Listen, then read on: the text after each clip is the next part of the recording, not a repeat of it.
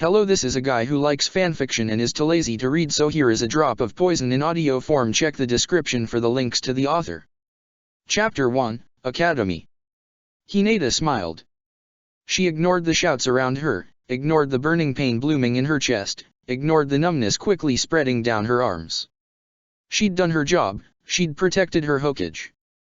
The assassins that had burst into Kakashi-sama's office when her team had come to report would not succeed. She'd made sure of that. Her vision had grown fuzzy when she wasn't paying attention, and she could no longer feel her arms or legs, and she didn't remember sitting down. Why was she suddenly on the floor? And what was that dark stain on the floor below her? She blinked, trying to clear the stubborn black dots from the corners of her eyes, and lifted her head. Why was it so heavy? To look around the room. Kakashi-sama looked quietly horrified, and she had no idea why. Had she done something? Or was he upset at her for falling over in his office? Then, two gray blurs blocked her vision of her Hokage, and she lifted her gaze to a familiar face. But why was Kiba crying? Kiba never cried. She could vaguely see his mouth move, but she couldn't hear any words. Her ears were ringing and her head felt like she'd drunk too much. Was that why she'd fallen down? Had they been Dash? She lost her train of thought. Then, the second gray blur next to her shifted, and she caught sight of what must have been Kakashi-sama behind them, though at this point he was little more than a silver smudge to her eyes, save for the 2 points of red on his face where his eyes had been. Suddenly, an oppressive force filled the room, and Hinata saw a black orb? Spiral? Everything was a blur at this point, form, obscuring her view of the man once again. Her hearing came back just as suddenly as it had disappeared, but she suddenly wished it hadn't. Can't die. Not like this, not like this. Is that what was happening? That made sense, somewhat. Would she see Neji again? That would be nice. She could apologize to him, properly this time. For everything. The thought made her want to smile, but she'd long since lost control of her muscles. She thought she managed to close her eyes, or maybe her vision had finally faded, but she felt oddly calm when the oppressive darkness swallowed her down. When she opened her eyes, there was a hand coming towards her, far too fast to do anything other than hurt, and Hinata reacted. She'd never been the fastest, but being on a team with Kiba and Akamaru and then the war had honed her speed to somewhat above average. It was that speed she used now to slip under the palm strike, fingers of her right hand snapping up to jab the tenketsu in the attacker's wrist to numb it, while in her left hand she gathered the chakra for the vacuum palm and let her hand fly forward, releasing her chakra as her elbow straightened and ignoring the unexpected burn in her coils. Her attacker staggered back, putting distance between them, but he was not blown off his feet like she'd intended, and Hinata frowned, bending her knees to dart forward again, and then... Hinata! The commanding tone snapped her out of her battle calm, and she froze, finally gathering herself enough to look around and realizing that a near-suffocating silence had fallen around the training grounds she was in. Wait. Training grounds. Fully snapping to awareness, she took the time to actually look around. The man who'd shouted was her grandfather? Familiar lilac eyes, for once not shadowed by deep frown lines, peered up at her from a pile of rubble, the sharp, stern gaze blank and unseeing after Paine's assault. Dead, dead, dead dash. Her eyes tracked the rest of the people gathered at the edges of the sparring field. Her trainer, killed in Orochimaru's invasion, one of the clan's elders, killed in the war, her sister's trainer, Hanabi, and Dash. Neji. Her cousin was alive, young, and beautiful, and frowning and alive, his eyes wide and trained not on her, but on her opponent, what looked an awful lot like fear etched on his face. When Hinata finally made herself follow Neji's gaze and look at her attacker, she didn't see Zetsu, or Obito, or an enemy nin, but her father. Hayashi was looking at her rather than through her for the first time in years, and while the expression on his face was unreadable, he couldn't quite control the way his eyes had widened in surprise. Hinata's gaze trailed down, to where her father's hand was splayed over his chest, where the brunt of her vacuum palm had likely struck him, and she had a horrified moment where she wondered whether she'd broken any of his ribs. The thought was quickly dismissed in favor of another realization. She'd tried to kill her father. Oh, God. She couldn't deal with this. She could feel her breaths begin to quicken, could feel her head beginning to swim, the dread and fear of retribution settling like a stone in her stomach, and she had to get out. Not pausing to so much as bow, Hinata turned tail and ran. Her feet took her to teammates' old training ground without much conscious input from her brain, her frazzled mind drawing comfort from the memories of her genin days and the proximity to the Inuzuka compound. She remembered days when grueling training sessions with Kurane would end with them all piling into Kiba's house for dinner, then ending up more dog than human with all the dog hair that stuck to their mudded clothes, yet Hinata always felt like she'd never laughed as hard as she had when she was with her team, in Tsumobazin's home. She stumbled at the memory of Kiba's grief when the woman had been lost to them after a tailed beast ball had taken out her encampment, and Hinata let herself collapse against one of the trees on the bank of the river Akamaru had often jumped into after their training sessions, her whole body shaking. She was drenched in sweat, her lungs and legs burning, as if unused to such exertion, and her breaths were more pants than anything else, though whether from the run or the panic still coursing through her veins, she wasn't sure. The fear she'd felt at almost killing her father had been pushed aside in favor of a much more pressing worry: Niji had been alive. What had previously been elation at the thought turned to dread: she'd watched him die. He shouldn't be alive, no matter how much she may have wished for that to be the case. He'd looked young, too. Much younger than he had when he'd died, and he was still wearing his beige shirt, which she hadn't seen him wear in years. And Hanabi, for all that she'd barely glimpsed her sister, had seemed tiny. Far smaller than the teenage Chunin from Hinata's memories. Morbidly curious and more than a little scared, Hinata stretched out her own hand. Small. Very few scars. Small, short fingers. Even her calluses weren't as pronounced as she remembered, for all that she rarely wielded the standard weapons the way most shinobi did. Hesitating only slightly, Hinata took a deep, shuddering breath, and brought that same hand to the back of her neck and slowly slid up. Instead of the heavy curtain of hair she'd expected, she found short shorn hair at her nape, then the edges of the choppy bowl cut she favored in her pre-genin years. Shaking fingers danced from the back of her head to her temple and curled around one of the twin longer strands that hid her ears and framed her face. She tugged sharply. The pain did nothing. Holding her breath, Hinata brought herself to her hands and knees and slowly crawled to the edge of the river, then peered down into the water. The face that stared back at her was undeniably younger than the face she remembered. Perhaps, even more tellingly, there was no Hittite around her neck. Hoping against hope, Hinata brought her shaking hands into the seal Kurane had drilled into them almost religiously, once upon a time. Kai. She murmured, cutting off then rerouting her chakra instinctively. Nothing changed. Shifting her fingers slightly, Hinata tried a different seal. Byakugan. The vibrant greens and muted browns of the forest around her faded in favor of the bright blue glow of chakra, and though her range seemed far reduced to what she last remembered, probably less than 30 meters in radius, it was still enough to determine that the scene before her hadn't changed in the slightest. This, whatever this was real. Canceling her Byakugan, Hinata let herself tip over from where she was still haphazardly leaning over the riverbank until she was lying on the grass and could turn onto her back and stare at the pink and orange sky in wonder. Judging by the size and state of her body and rather telling lack of headband, she was about to finish the academy. That would make her about a decade older mentally than her current body. She lifted a hand again, marveling at the unblemished skin of her knuckles, the lack of scars on the insides of her wrists, and the ring that marked her as the heiress to the Hyuga on her middle finger. A ring which, if her time estimate was correct, would pass to Hanabi in a matter of days. As much as she loved her sister, she couldn't allow that to happen again. Her willingness to lose that duel the first time had stemmed less from the desire not to hurt her sister and more from the desire for their father to shift his vicious, unrelenting focus away from her. She could admit that now. She'd been pre-Kurane's love, pre-Kiba's self-assurance, pre-Shino's quiet confidence, and most importantly, pre-realization that the world was so much bigger than her father's approval. This time was different. If this world was really real, if she had truly gotten the chance at a do-over, if this wasn't merely another hyper-realistic Tsukiyomi, she would do better. She remembered a war. She remembered dying.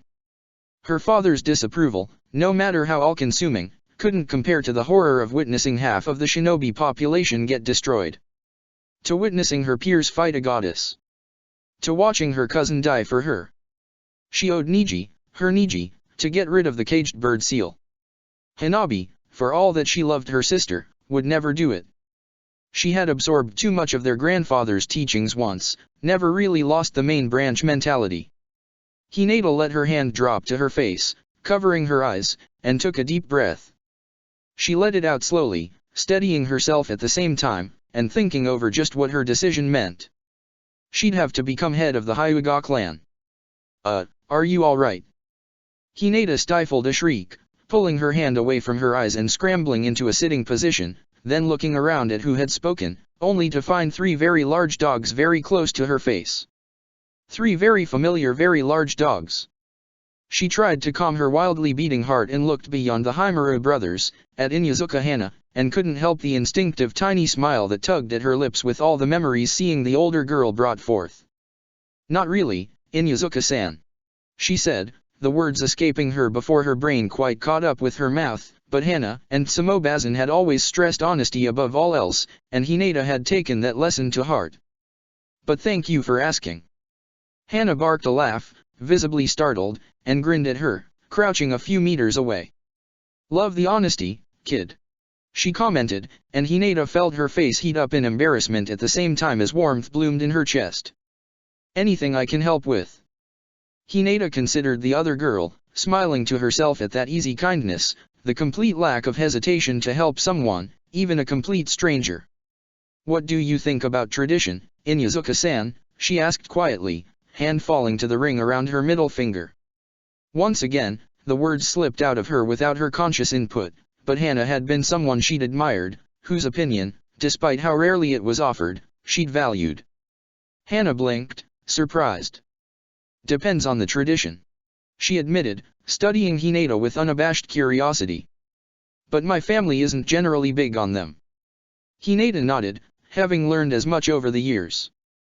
Then, something cold was pressing against her shin, and she startled, having forgotten about the Himuro brothers. She held out her hand so it was more easily accessible for all 3 dogs, letting them sniff her if they wanted. Hello. She greeted politely, having learned that even if the Inuzuka Ninken couldn't speak human language, they still understood. My name is Hinata. It's nice to meet you. Sorry, you've guessed the surname, but I'm Hana. Hana introduced herself, somewhat sheepish, and Hinata offered the other girl a small smile, feeling it grow when one of the dogs sniffed then licked the palm of her hand. It's no problem, you dash. Hinata. Hinata felt herself freeze, the smile fading from her face, and immediately, all 3 brothers' hackles rose, but Hinata knew that voice. Ota-sama. She greeted, shocked not just because someone had come looking for her, but because it was her father who had come. Hayashi emerged from the tree-line, ever-present frown between his brows, and he took in the scene with a displeased look in his eyes. Hyuga-sama. Hana called, startled, dipping into a quick bow, apparently not having connected Hyuga girl to Hyuga heir. Then, to the still growling triplets, she hissed, cut it out. Her father's gaze swept over Hana, barely brushing her Ninken, Inuzuka-san. He returned briefly, then his eyes fell to Hinata, clearly dismissing Hana as a threat, and his gaze hardened.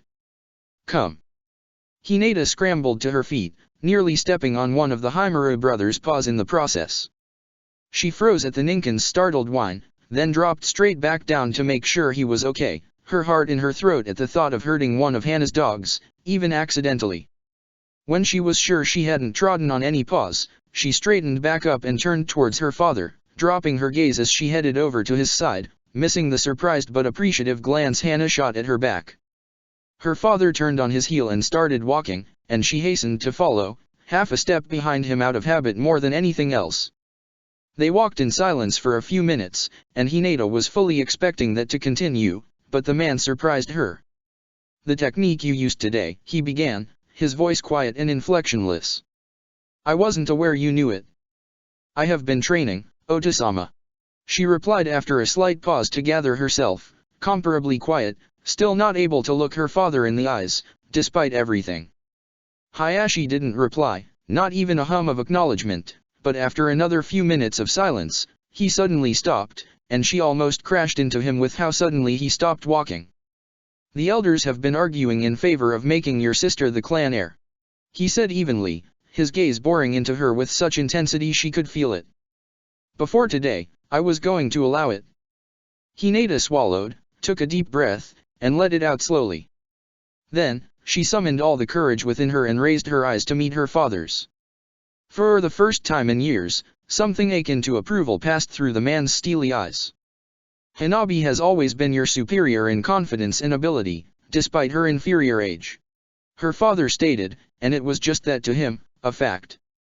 But she has never used killing intent. Hinata froze, having a sinking feeling that she might know what the man was going to say.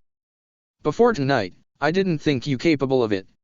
He admitted, and there was curiosity in his gaze now, albeit well hidden. But for the first time in your life, you fought me like a shinobi would. Hinata didn't say anything. She hadn't been aware she had used killing intent, but she chose to keep silent and wait her father out. If he wanted to know something, he would demand it. Right now, it seemed like he was testing her. Apparently sensing that she wasn't going to explain herself or otherwise react to his observation, Hayashi's gaze grew cold once more. You have your graduation tomorrow, he informed her, and Hinata blinked. Failure is not an option. Hinata shivered, both at the tone her father used and at the minimal expectations of her, if he felt like that was a reminder she needed. When he merely watched her, she nodded to show she understood. Afterwards, you will fight Hanabi, he announced. The fight will decide which of you will be heir. Oh. Hinata didn't say anything, not sure what to say. She had made her mind up already about how that spar would go this time around, and while many things around her seemed to have changed, her Nindo had not. I will never go back on my word. She nodded again, and her father frowned, but didn't comment. Then, he turned and resumed walking in the direction of the compound, and Hinata resumed her place at his side, half a step behind, content to spend the rest of the journey in silence. The gate guards seemed surprised when they approached the gates to the compound but allowed them entry without any comment, and Hinata took the familiar path to her old room after bidding her father a quiet good night. She waited until the door to her bedroom closed behind her, granting her relative privacy, then sighed and slid down it, hanging her head between her bent knees. For all intents and purposes, she was 12 years old again, not 22. Not even a genin yet. She wasn't sure how to feel about that. Later, she told herself, we'll deal with this later. Still, she heaved herself to her feet and set to washing up. It would not do to be late to her own graduation ceremony, after all.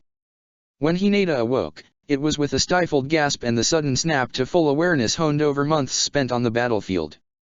Byakugan sprang to her eyes with nary a thought, though the unexpectedly painful tug at her chakra coils snapped her out of the sudden battle readiness. She froze, Byakugan focusing on the source of the noise that had woken her up. A bird. A simple robin chirping on her windowsill, occasionally tapping its beak against the glass. Not Zetsu, not an assassin, not an Umbu with another secret mission. Just a bird. Hinata fell back on her futon, shaking off the last traces of her battle focus, and let the Byakugan fade, trying to calm her wildly beating heart. The memories of the previous day came flooding back, as did the dream she'd had of her death, and the phantom pain of having a wind-edged katana rip through her chest wasn't a pleasant experience. She got up after another few seconds, aware that falling back asleep was going to be impossible with how wide awake she currently felt. She sighed, heading over to her dresser and getting dressed almost mechanically, chest bindings, mesh undershirt, cotton t-shirt, then her old cream jacket of her genin days, the thick material still just as comforting as it had been the first time around, a steady barrier between her and the world. She'd have to see if she could find a similar one in a darker color. She remembered having spent far too many hours scrubbing blood and grass stains out of the light material. She slipped out of her room, careful of waking Hanabi who was just across the hall, and padded to the kitchen, moving through the sleeping house like a ghost. While being awake before the dawn wasn't anything unusual for shinobi, Hinata as a child had loved to sleep, and was notorious for getting up far later than was proper. If anybody did ask, she could definitely blame it on nerves. At least nobody would question that from her. She made herself a modest breakfast, ate without tasting much, and washed the dishes, putting them back in their place after she'd dried them. Then, she paused. The clock on the wall in the kitchen claimed it was barely past 5 in the morning. Another 4 hours before she'd need to be at the academy, and since sleep was out of the question, Hinata wasn't sure what she should do with herself. The tugging she'd felt at her coils when she'd used Byakugan without seals, or when she'd performed the vacuum palm the day before, worried her. Having grown up learning how to inflict trauma on another's chakra coils, or where to strike to be debilitating, or how to overload someone's network to disable them for life, the thought that she could unconsciously damage her own coils because she didn't know her own body's limits terrified her. It would be wise, she decided, to test that out before her spar with Hanabi this afternoon. She arrived to the academy a little tired, but with a much better grasp of her chakra control and the size of her coils. What she had forgotten, due to the events of the previous afternoon and her early start this morning, was what being back at the academy entailed. She was woefully unprepared for the sight of the old rookie 9. They were so young. Young, and free of stress and grief and pain. Ino and Sakura were squabbling over something, the volume far louder than necessary, their tones shrill and arrogant in the way grieving, post-war Ino had rarely managed. The sight of Shikamaru without a cigarette in his mouth and sans the permanent frown between his brows sent a lance of pain through her, as did seeing of Suzuki sitting by himself by the window, studiously ignoring everything and everyone else. Seeing Kiba and Shino, on opposite ends of the classroom, but they're nonetheless, boys who had managed to become closer than family and helped her build herself into someone who could stand alongside them rather than cower uselessly behind, simultaneously broke and mended her heart back together. And Naruto. Oh, Naruto. He was there, unmissable not just because of his orange ensemble, but because she would have been able to pick him out of the crowd even if he was wearing shinobi-appropriate colors. To her relief, beyond the brief stab of pain at the memory of her Naruto, and his clumsy, cautious attempts at trying to talk to her and navigating the almost dating but not quite stage of their relationship, the crush she remembered from her academy days was little more than a vaguely melancholy impression in the back of her mind. For all that she'd loved Naruto, she'd also idolized him. And while the boy she was now seeing would grow to become a hero, at this point, he was just a boy. Just a young, lonely boy, starved for love and recognition. Taking a deep breath, Hinata tried to get herself together enough to make her feet start moving again. She bypassed her old seat, a row behind Naruto's, in favor of heading for the back of the class, slipping quietly into the seat 3 to the left of Shikamaru's. While her reaction could have been worse, it would be wise to avoid having to look at her old comrades' faces as much as possible. Content, she reached into her pocket and pulled out the pebble she'd picked up from the riverbank on Team 8's old training grounds this morning. Settling her hands on her lap beneath the desk, she set to trying to move the pebble around her wrist with her chakra as she waited for Iruka-sensei to show up, having learned this morning that her control over her chakra, while comfortably above average on the backdrop of her academy class, was far from that of her old self. If she wasn't careful, that discrepancy could prove fatal. Got tired of watching the back of Naruto's head. It took her a few seconds to realize that somebody had spoken to her, and a couple of seconds more to process the content of the question. When she did, however, she lost control over her chakra and turned to her right, her eyes wide with surprise when she met Shikamaru's gaze, finding the Nara boy already looking at her. Hinata didn't have anything against Shikamaru personally, he was a genius, that much was without a doubt, and he was from a respected clan. Kiba and Shino, though, had disliked him. Kiba, forever blunt and saying what he thought and felt, hated the Nara's penchant for never being straightforward with their thoughts, and he'd been clear in his opinion that Shikamaru was arrogant. Shino, while usually perfectly easygoing, had never quite forgiven Shikamaru for forgetting about him during the Suzuki retrieval mission. Hinata had been surprised to find that Shino could nurse a grudge for years, but by that point, she'd bore it with fondness more than anything else. Unfortunately for Shikamaru, as much as she may have wanted to remain objective in her dealings with the Nara, some of that bias might have rubbed off on her over the years. It was the only explanation she had for what came out of her mouth next. Got tired of pretending not to pay attention, she asked quietly, her tone polite, but Shikamaru's eyes widened nonetheless. It seemed like she'd given an answer he hadn't expected, and a part of Hinata relished being able to surprise the genius strategist. She let the eye contact drop in favor of focusing her attention on the pebble in her lap, wrapping her chakra around it again. She could feel Shikamaru's eyes on her person for the next few minutes, though he kept his mouth shut. Hyuga Hinata. Hinata startled some time later, having fallen into what she realized was an almost meditative doze, her chakra still wrapped around the pebble and moving it almost lazily around her wrist. "Good luck, Shikamaru-san," she murmured to the boy, who'd returned his head to its usual position, pillowed on his folded arms, and she thought she heard a grunt in response, though she didn't stay long enough to confirm. Pushing to her feet, she smiled at Iruka-sensei and followed him into the test room. 10 minutes later, she walked out of the academy building with her headband tied around her neck, tighter than she'd originally worn it, the metal plating snug against her throat. Predictably, nobody was waiting for her outside, but Hinata didn't mind. She was a genin now, the first step on her path to holding up her promise to Niji. She didn't really want to head back to the compound, because it would mean putting into motion the second step, and she knew her victory would reflect badly on Hanabi. Perhaps put even more distance between them than existed Hinata's first life. She set off in the direction of her favorite bakery, deciding that she could afford to treat herself before she made the first future-altering decision of this life. Hayashi watched his daughters face off against one another, feeling somewhat conflicted. Hinata had always been too soft for a Hyuga, took too much after her late mother in that sense. Too kind, too forgiving, too emotional. Hanabi was much more like him, colder and sharper than her sister, even at her tender age. Neither of them had anything on Niji, but his brother's son was Hayashi's greatest shame. It was why Hayashi didn't fight the clan elders when they suggested naming Hanabi his heir. But his spar with his eldest the previous day had planted a seed of doubt that refused to die. Because Hinata had looked at him like he was an enemy in that moment, the set to her mouth firm and unforgiving, and she'd moved with far more speed than he'd thought her capable of. He hadn't expected the vacuum palm, and the clan's medic had looked at him with poorly hidden surprise when he'd walked in after the fight with badly bruised ribs. Watching them now, circling each other, he wondered what would prevail, Hinata's softness and reluctance to hurt her sister, or the unexpected flash of viciousness he'd witnessed yesterday.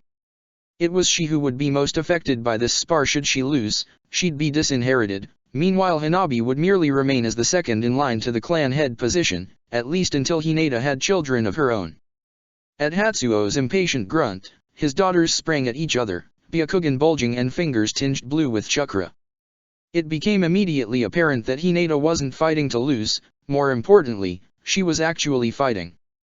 In the years since Hanabi had become a capable enough child to pose a challenge for her sister, Hinata had merely dodged, doing the least harm to the younger she could without risking punishment from the trainers or Hayashi himself. Hinata still wasn't going for the most obvious attack spots, still visibly unwilling to hurt Hanabi, but also unwilling to just stand still and let Hanabi hit her. And then, about 3 minutes into the bout, Hayashi caught that same look from yesterday in Hinata's eyes. He watched as she pretended that Hanabi's palm strike to her chin connected and followed the movement, throwing her hands over her head and dropping into a backwards handspring, but as she swung her legs over and landed in a crouch, she didn't straighten back up. Instead, she mouthed "forgive me" and blurred. Hayashi leaned forward slightly because that was undoubtedly a shunshin. Over a pathetically short distance, and he felt the protest Hinata's chakra coils gave at the lack of seals, but he couldn't deny the effectiveness as Hinata reappeared behind Hanabi, hands already flying for the back of her sister's neck. Hanabi fell, and there was still undeniable gentleness in the way Hinata caught her and lowered her the rest of the way to the ground, but when Hinata straightened, she looked straight at him. That, too, was new. "It seems," he said after another few seconds, where father and daughter stared at each other dispassionately, not a hint of love or sentiment in either of their eyes, "that you shall maintain your place as my heir. For now," he added mentally, because he had no doubt that the elders would renew their campaign to have Hanabi take over as soon as enough time elapsed for such a move to not seem as if it was questioning his authority. Hinata nodded once, an acknowledgement, then bowed her head respectfully, though she did not bow fully. Still, she waited, and Hayashi almost sighed. "Dismissed," he ordered, and only then did Hinata allow the tension to bleed from her shoulders. "And take your sister to the infirmary as you go." "Yes, father." And Hinata walked away. Teammate, Abarame Shino, Hyuga Hinata, and Inyazuka Kiba. "Your sensei is Ui Kurane." Though she'd expected them, the words were what she needed to lose the last of the tension that had clung to her since landing in this new time. She didn't verbally acknowledge the assignment, unlike Kiba, but allowed herself to sit more comfortably in her seat in the back row. "You seem relieved." The fact that Shikamaru was willingly talking to her was still odd to her, especially as she hadn't had much in the way of interaction with the boy since after Orochimaru's invasion in her first life. "Still. You seem resigned, Shikamaru-san," she replied, careful not to move her mouth too much when she spoke because Iruka-sensei had the eyes of a hawk, and for all that she'd faced down pain and a literal goddess, her sensei's disapproval still registered as scary. She made sure to turn just enough to shoot Shikamaru a small smile when she was sure Iruka wasn't looking. "I've known who'd be on my team since I joined the academy." Shikamaru shot back, and Hinata allowed him the point, at least until he added, not quite snidely, but definitely not kindly, "Is parroting my syntax the only way you can speak without a stutter?" A feeling not unlike having a bucket of freezing water dumped over her head came over her at the Nara's words, and Hinata felt her facial muscles respond in kind, any traces of the smile she'd given him vanishing. Shikamaru didn't look away throughout, and she noticed that he was more careful about controlling his expression this time, but Hinata was done. Maybe Kiba had been onto something. Hinata controlled whatever was on her face in the way she'd been taught since she was a toddler. A shinobi must never show emotion, and a Hyuga must never falter, and kept her chakra tightly coiled beneath her skin, then turned her attention back to Iruka-sensei, studiously ignoring Shikamaru. Her hand sought out the pebble she'd been manipulating the previous day, and her chakra latched onto it almost without conscious input. "Teammate," a familiar, though not here, not yet, voice called out, an unquantifiable amount of time later, and Hinata snapped back to alertness, eyes almost filling with tears upon falling on Kurene's familiar figure. She stood, and the woman's eyes landed on her, softening as they did, a small smile lighting her face. "Come with me, please." Hinata did. Chapter 2, Genin, I. Kurene surveyed her potential Genin team, her mind running through the information she'd memorized from their files as she took in each of the children she might be responsible for over the next few months. So far, it seemed mostly correct. The Inuzuka boy was visibly bouncing where he sat, his Ninken puppy snoozing on his head, but it seemed the boy hadn't reached the limit of his patience yet and was, for now, at least, keeping quiet. The Abarame was really hard to read, if she was being honest, because she could barely see an inch of his face, but he appeared quietly expectant, if she had to guess. The Hyuga girl was the only slight surprise, because she was looking straight at Kurene with a slight smile on her face, rather than cowering behind the boys and avoiding eye contact whenever Kurene tried to catch her gaze, like her file had implied she was likely to do. She seemed almost content to be where she was. "Good morning, teammate," Kurene greeted, shelving her musings for the time being and smiling at the children before her. "My name is Yui Kurene. Should you pass my test, I will be your Genin sensei for the foreseeable future. It's a pleasure to meet you." "Good morning, Kurene-san," the supposedly shy Hyuga replied, her voice quiet, but with no sign of the stutter that had been highlighted in her file. Kurene also mentally commended the girl for the honorific because, well, she wasn't their sensei yet. Speaking of... Wait, test. We just did a test. The Inuzuka protested, waking up his Ninken partner judging by the puppy's quiet, unhappy whine. "Why do we need another one?"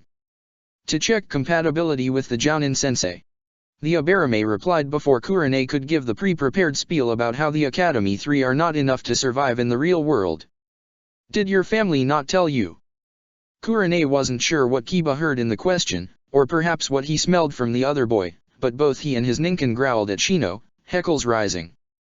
"Keep my family out of your mouth, man," he snarled, and the way his lips pulled back showed far sharper canines than a normal person would possess.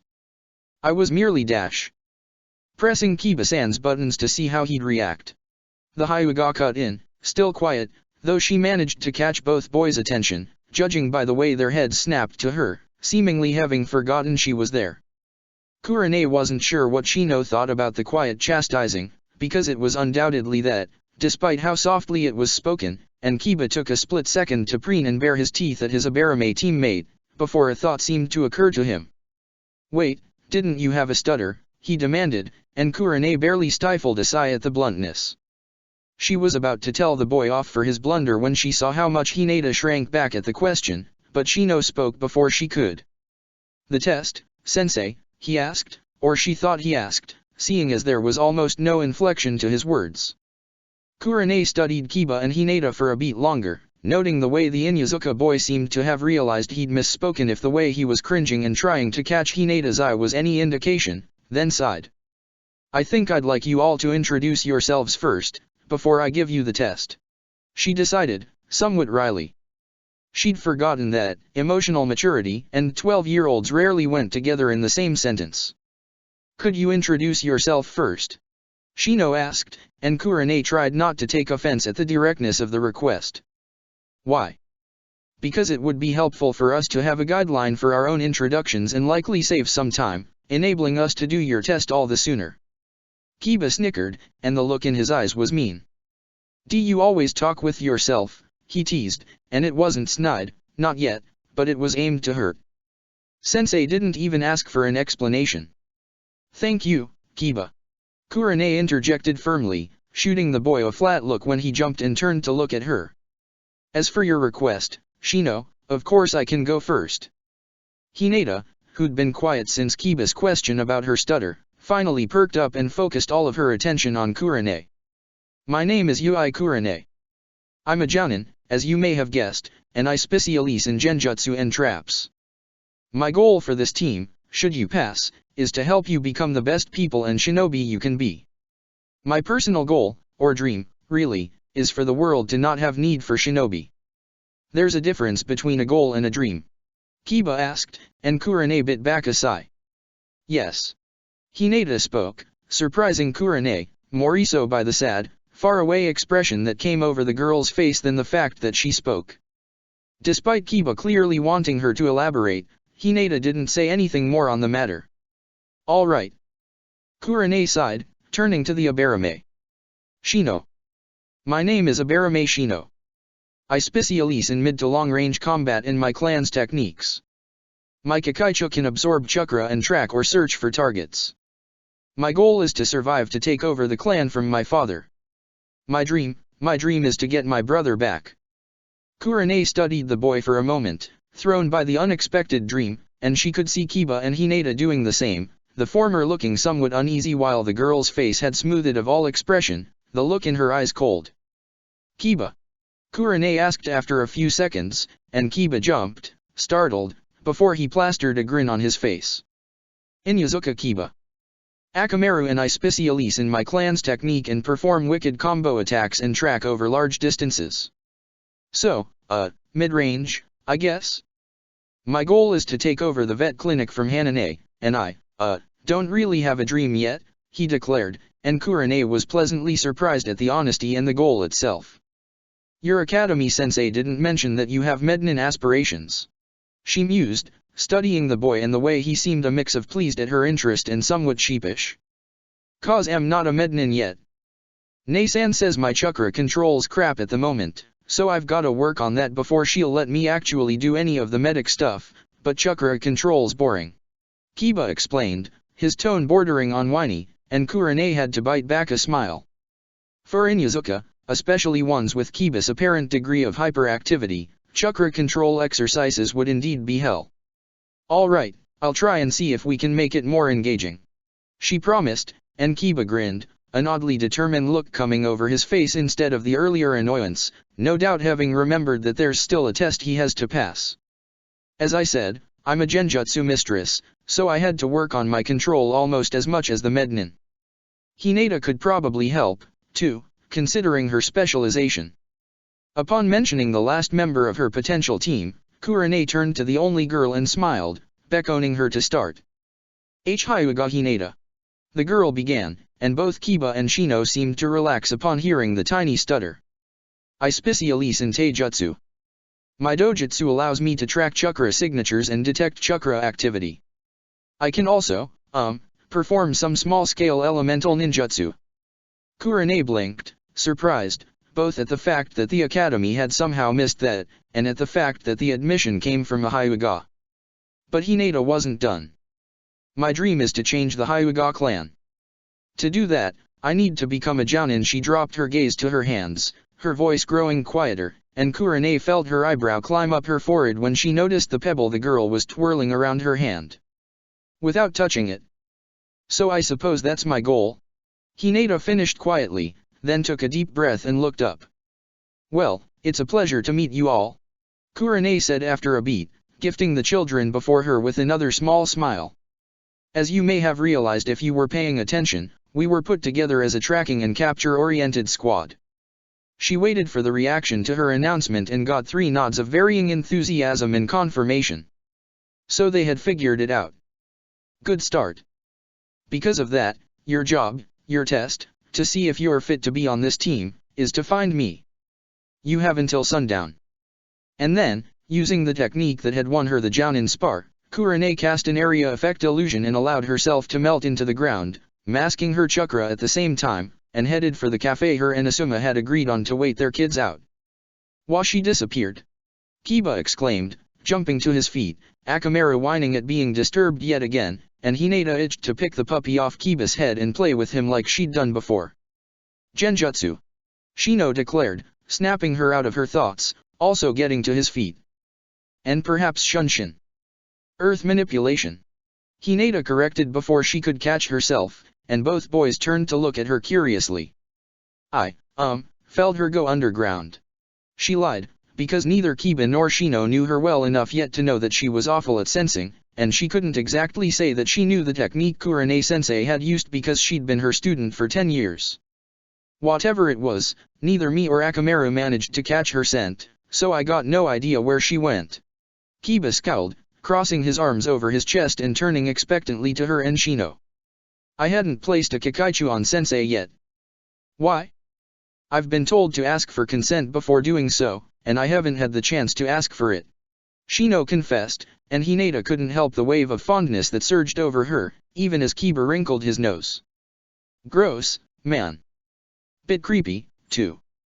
But useful. Hinata cut in, mind flashing through the dozens of situations where Shino's Kikaichu had proven instrumental to completing the mission or saving their lives. And you? Kiba asked, instead of commenting on her defense of Shino's bugs. You said you can track chakra. Can you track sensei? Hinata shook her head. My range is less than 50 meters in radius. And I didn't have my Byakugan activated when sensei disappeared. Great, so we've got nothing. Kiba grumbled, throwing his hands up in the air. You recognized sensei on sight. Shino pointed out quietly, and Hinata belatedly realized he was speaking to her. When she walked into the class. Hinata blinked, surprised that Shino had noticed that, and cursing herself for her inattentiveness. First, she forgot about her stutter, in front of first Shikamaru and then her team, now with this. There was a reason, beyond her recognizable appearance, that she was never made to run undercover missions before.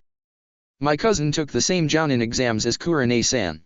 She managed after a beat, settling for a partial truth instead of a complete lie. Takuma had taken the same exams as Kurane, only she didn't technically know that yet. In her first timeline, after she was disinherited, he'd caught her briefly on her way out of the compound and gave the most comfort she'd ever received from any of her clansmen. Yui is a competent kunoichi. You could learn a lot from her, Hinata-sama. It was only after she'd finally asked Kurane, some months later, that she learned just how Takuma had come by that assessment. His spar with Kurane was the reason he, despite having the best Byakugan in the clan, was only a Takubitsu, and Kurane was a full-fledged Jounin.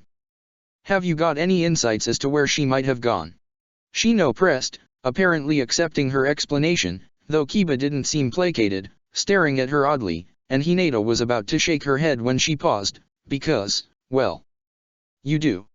Kiba exclaimed, startling her, and Hinata was on her feet before she quite realized she'd gotten up, launching the pebble she'd been fiddling with at Kiba's head as if it were a kunai and he an enemy.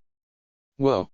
Kiba yelped, just managing to duck out of the way of the projectile, and he turned to her with wide eyes. Hell, you so jumpy for? Because you do not seem to grasp the concept of appropriate volume, and a good shinobi is always vigilant. Shino all but snapped, and though his volume remained the same, Kiba must have detected that the other boy's patience was wearing thin because he didn't verbalize his retort, settling for an irritated growl that nonetheless conveyed his feelings perfectly. Hinata-san, Shino turned to her after a beat, and his voice was calmer, his chakra quieter. Any insights you may have as to Sensei's location will be helpful.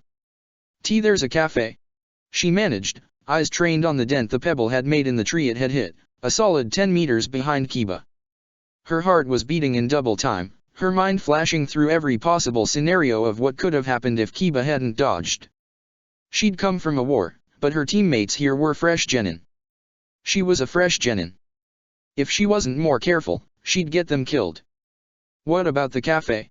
Kiba prompted, snapping her out of her horrified contemplation of the tree, and Hinata jumped, turning her gaze to the Inuzuka and belatedly remembering she'd been in the middle of a sentence. I think I saw Sensei there, once. She finished quietly, avoiding eye contact with either boy because her heart was still beating too fast and there was an acrid burn of guilt in the back of her throat.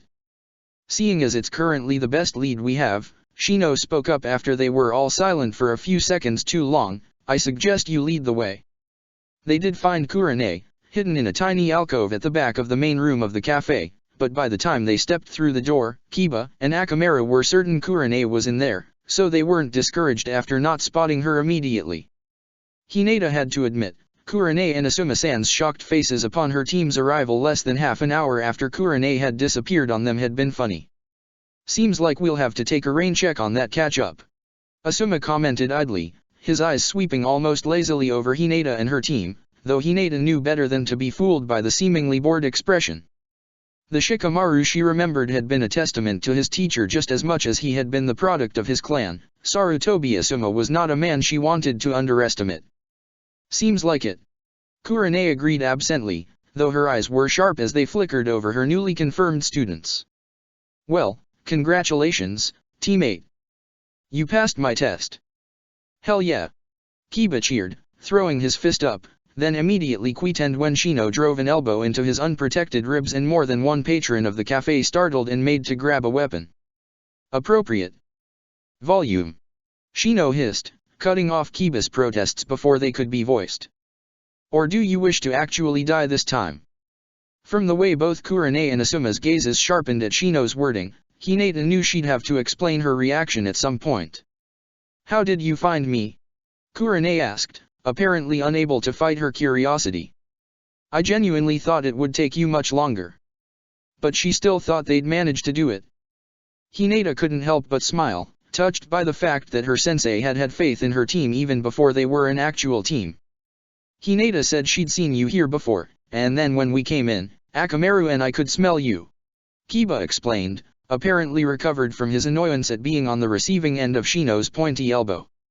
Kurane's eyebrow rose even higher on her forehead, but it was Asuma who spoke, his gaze far from disinterested now and trained on Hinata. Your sensei's Jounin promotion is rather recent.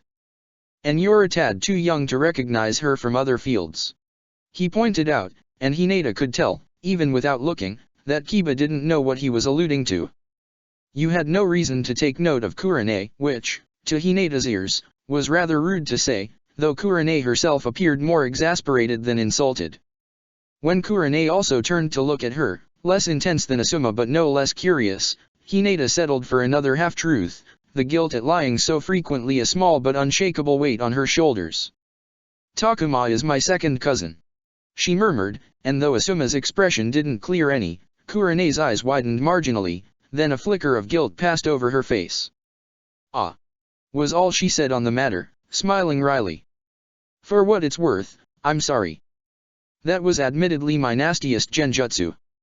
Hinata smiled, aiming for comforting but likely landing on something too faint to offer any real reassurance. He doesn't begrudge you the victory, sensei. Kurane looked surprised for the briefest of moments, then offered her a tentative smile. Thank you, she acknowledged, then focused her attention on all of them. Come to the training ground we were at today at 8 tomorrow for our first team training. Hinata knew she wasn't the only one who felt proud after Kurane's words, though Shino's face was mostly covered and Kiba seemed to have learned the lesson of not being loud around Shinobi, or Shino's elbow was pointier than Hinata remembered. She smiled. Team 8 was back. Over the following week, the rose-tinted glasses she'd unconsciously donned when thinking of her genin days were shattered. Repeatedly. And rather brutally. She'd forgotten, what with growing up, With the trauma of Orochimaru's invasion, of Pain's assault, of the war, that they hadn't started out as the paragon of teamwork. She'd been too shy, Kiba too blunt, Shino too unused to people, and Kurane, despite her best efforts, too new at dealing with children and being a direct superior, that it wasn't until the Chunin exams that they'd really clicked. Now that she wasn't paralyzed by her shyness, she was noticing everything a lot more, noticing the petty fights between Kiba and Shino, Shino's complete cluelessness at how to interact with his peers, Kiba's much simpler, more animalistic understanding of the world that she'd just ignored the first time around, and Kurane's endearing, well-intentioned, but, with the gift of hindsight, rather clumsy attempts at getting them to work together. The fact that her sensei was currently barely 5 years older than her was something she actively avoided thinking about. Over the week they've been a team, they fell into a routine, a D-rank a day, many teamwork building activities, and Kurane's sneaky inclusion of tracking practice. Then, at the end of that first week, Kurane deviated from the routine and uttered the words Hinata had been dreading. "I'd like you to spar with each other now." Her and Kiba's spar had been fun. He was quicker than her right now, but she was more flexible, more stable, so in the first few minutes, they were reasonably well matched, though Hinata refused to use her Byakugan no matter how much Kiba frowned at her for it. She was managing just fine without it. She could hit the less debilitating Tenketsu with her eyes closed, at this point. Still, she let Kiba win, because when it came down to it, when Kiba used Fang over Fang, she couldn't bring herself to hurt Akamaru. Her spar with Shino, however, was much worse.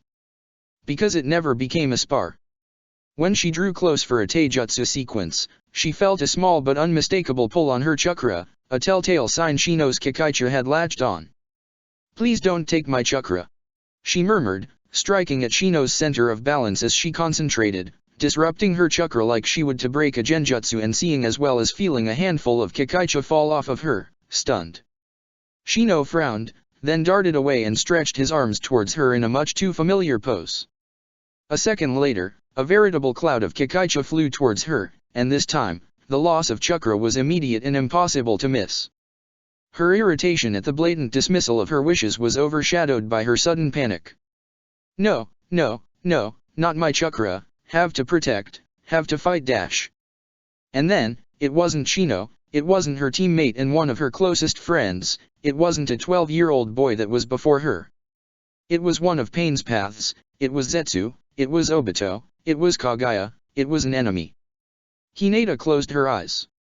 When she opened them, they were bulging with the Byakugan, and she was standing on the surface of the stream running through their training grounds. Mizuhari.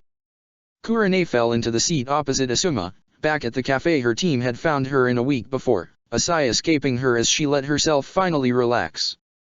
"That's a big sigh," Asuma observed, his eyes amused as he sipped his tea, and Kurane gathered enough energy to shoot him a glare.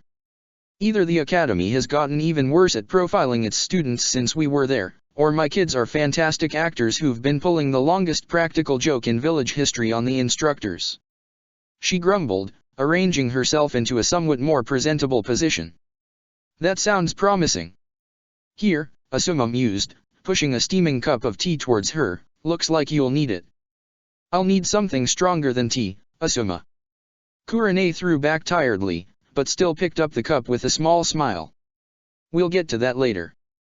Now, vent," he all but ordered, and Kurane paused, because no matter how tempting the idea was, she had to ask. "Are you sure? We're not going to get many opportunities to just relax like this for a while yet. You sure you want me to dump on you?" Asuma waved her off, then gestured at the waitress for more tea. "I have a feeling I'll need to complain about my kids soon, so I'll get my money's worth, don't worry. Now, come on, you got me curious. What's your kid's deal?" Kurane sipped her tea, getting her thoughts in order and trying to figure out what her biggest problems were. "I was given profiles of a brash, arrogant Inyazuka and 2 quiet, smart kids. Abarame-kun would have been presumed mute if not for what clan he's from, and Hyuga-chan got an F in positivity. I didn't know it was possible to get an F in that, but she did." Asuma chuckled, nodding. "All right, sounds like a potential pain to get them motivated and working together, but nothing drastic. What's the issue?" Kiba-kun isn't arrogant at all, he's a bit cocky, but he's also an Inyazuka, they're not exactly quiet. She complained, half frustrated, half baffled. And he had no issue with getting a female sensei, which I was warned might be an issue. The Inyazuka are matriarchal, aren't they? No, Kurenai scoffed, sipping her tea before it got cold. I thought so too, but that was too simple, apparently. Turns out the potential alphas beat the shit out of each other and whoever wins becomes clan head. Tsum-san just happened to be the one who won. When Asuma blinked at her, visibly surprised, she laughed shortly. I asked Hana-chan if she thought her brother would be difficult with me being a woman. And Kurenai shot him a look. It's not polite to repeat what she said in civilized conversation. All right, and the other two? Asuma asked, voice a little choked, and Kurenai could tell he was barely holding back laughter. Shino-kun is shaping up to be the arrogant one. He completely ignored Hinata-chan's request before their spar. Lost a good chunk of his colony as a result. This time, Asuma simply stared for a few seconds. All right, I'll bite. How does a genin destroy an Abarame colony? Kurenai put her cup down for a second, then met Asuma's gaze. With water needles. She said simply. Damn. Asuma whistled, then blinked. Wait. A Hyuga using elemental manipulation. MMHM Kurenai hummed, picking up her tea again. Hyuga Eris, at that. According to her, though, tradition is predictable. Bafflingly, Asuma started to laugh. You got a revolutionary. Predictably, after Hinata's spar with Shino, Kurenai changed her tune. All right, boys. Hinata-chan can water walk, you two need to catch up. Naturally, Kiba and Shino took to it with all the determination of stubborn 12-year-old boys itching to beat a rival, though perhaps that was more Kiba's motivation than Shino's. Nevertheless, they mastered tree walking in a matter of days, water walking in a little under a week. While they were doing that, Hinata worked on the size of her reserves through the C-rank water jutsu Kurenai had found for her. Once all three members of Team 8 were capable of the tree-running Konoha was famed for and could also run and fight on water, their potential missions immediately expanded to include C-ranks, which was, well, less than ideal, if she was being honest. If Hinata's memory served, Team 8's first C-rank didn't happen until 3 months after their genin test. Now, she was staring at a C-ranked mission scroll and a client barely a month after graduating the academy. And Hinata had no idea what to expect. The consequence of competence. Chapter 3, Genin, 2. Team 8's first C-rank went off without a hitch. As did their second. And their third. Before Hinata knew it, she'd been genin, again, for 3 months. According to Kurenai, they were becoming the favored genin team amongst the mission office shinobi because their clients never complained, often praising them, in fact, because Kiba and Shino could somehow put their little rivalry aside to act professional when they had to. Kurenai also made sure that their written reports were legible and delivered on time, which also endeared them to the admin shinobi when compared to Kakashi's team, for example. That sense of confidence, and Hinata didn't want to call it a false sense of confidence, because she couldn't deny that they had earned it, was perhaps why their fourth mission ended the way it did. Or why it came as such a shock to her. They were sent on a run to one of the border outposts, tasked with delivering a scroll from the outpost to Konoha.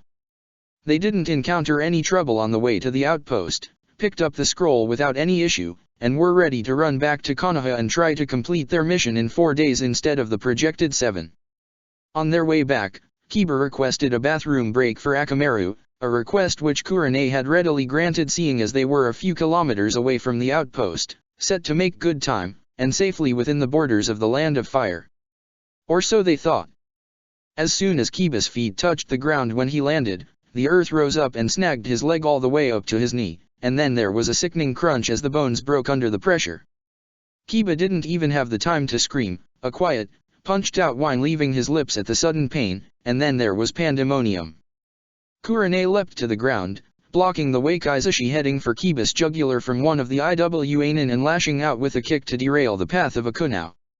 Shino had dropped to a lower branch too, his Kikaicha heading towards another Iwanin, but Hinata activated her Byakugan and sought out Akamaru instead. The puppy Ninken had leapt off Kiba's head and into the bushes as soon as Kiba had landed, and Hinata jumped down to the ground, fished Akamaru out from the shrubbery and leapt back into the trees, hiding behind one of the thicker trunks. She rifled through her pack and pulled out the scroll they were charged with delivering, since she guessed that was the only reason a group of Iwanin would dare attack them within their borders, and pushed it between the dog's teeth. "Hide," she mouthed, then concentrated, and wove a simple notice me not genjutsu around Akamaru's tiny body, one Kurane had taught her before her second Chunin exams. It wouldn't fool skilled shinobi, but between Akamaru's size and the unexpectedness of a Ninken, she reckoned he had the biggest chance out of the 5 of them of escaping unseen. When Akamaru, with a quick, desperate glance at Kiba, obediently turned tail and disappeared, Hinata took a deep breath and steadied her nerves. She never liked bloodshed.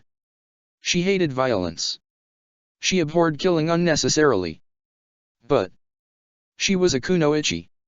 And the macabre beauty of the Byakugan, she mused absently, feeling almost separate from her body, was that it never looked violent. But her opponents were just as dead from a simple chakra-charged palm strike to the heart as they would be from Kiba and Akamaru leveling half the forest in their fang over fang. Feeling the cool detachment of battle calm settle over her, she jumped into the fray. Most of the Eneminin were intent on Kurane where she stood defending Kiba, as she was the only one out of them who stood to pose any real danger, and also because Kurane's seeming unwillingness to abandon her trapped student made her an easy target. Landing quietly, chakra cushioning her feet even as she gathered chakra to her hands and calmed her breath, she struck. The first 2 shinobi Hinata killed didn't even see her. The third one did, though, and she had a split second to throw herself into a roll to avoid the earth spike that would have likely disemboweled her. She rolled to her feet and kept her knees bent, driving her palm forward in the vacuum palm as soon as she regained her balance and ignoring the burn in her coils at the wordless, sealless execution. When the man staggered, dazed but not dead, because she wasn't capable of killing with that technique yet, how could she have forgotten dash? She abandoned all decorum, palmed a kunao and jumped on him, stabbing forward gracelessly instead, managing to cut his throat, but not enough. Her momentum took them both down and her opponent's back hit the ground, though his knee came up and caught her side in a reflexive, and successful, attempt to throw her off. Hinata wheezed, the impact knocking the breath out of her and sending her tumbling a few meters away. She coughed, pushed off the ground and jumped, sticking her feet to the nearby tree a moment before the ground erupted with more earth spikes. When the spikes stabilized, she shifted her center of balance, adjusted her grip on the kunao, and pushed off the trunk, launching herself at the man again.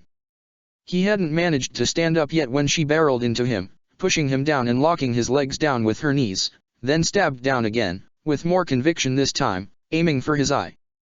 When the tip of her knife met its target, she pumped chakra into her arm and forced the blade down and through, and the man's scream died in his throat, though not before he managed to drive his own knife deep into her thigh with his free hand.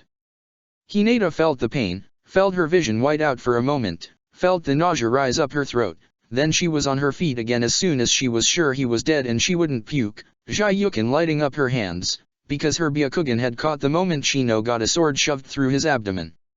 She blurred in a shunshin that made her dizzy when she landed, leaving Kurane on the ground to protect Kiba and take down the 2 Iwanin still standing.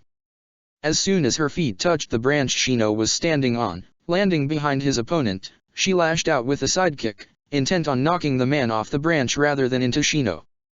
But he must have either sensed or heard her land because he turned just enough to catch her foot, wrenching it round until something in her ankle crunched, and Hinata hissed in pain, tears springing to her eyes.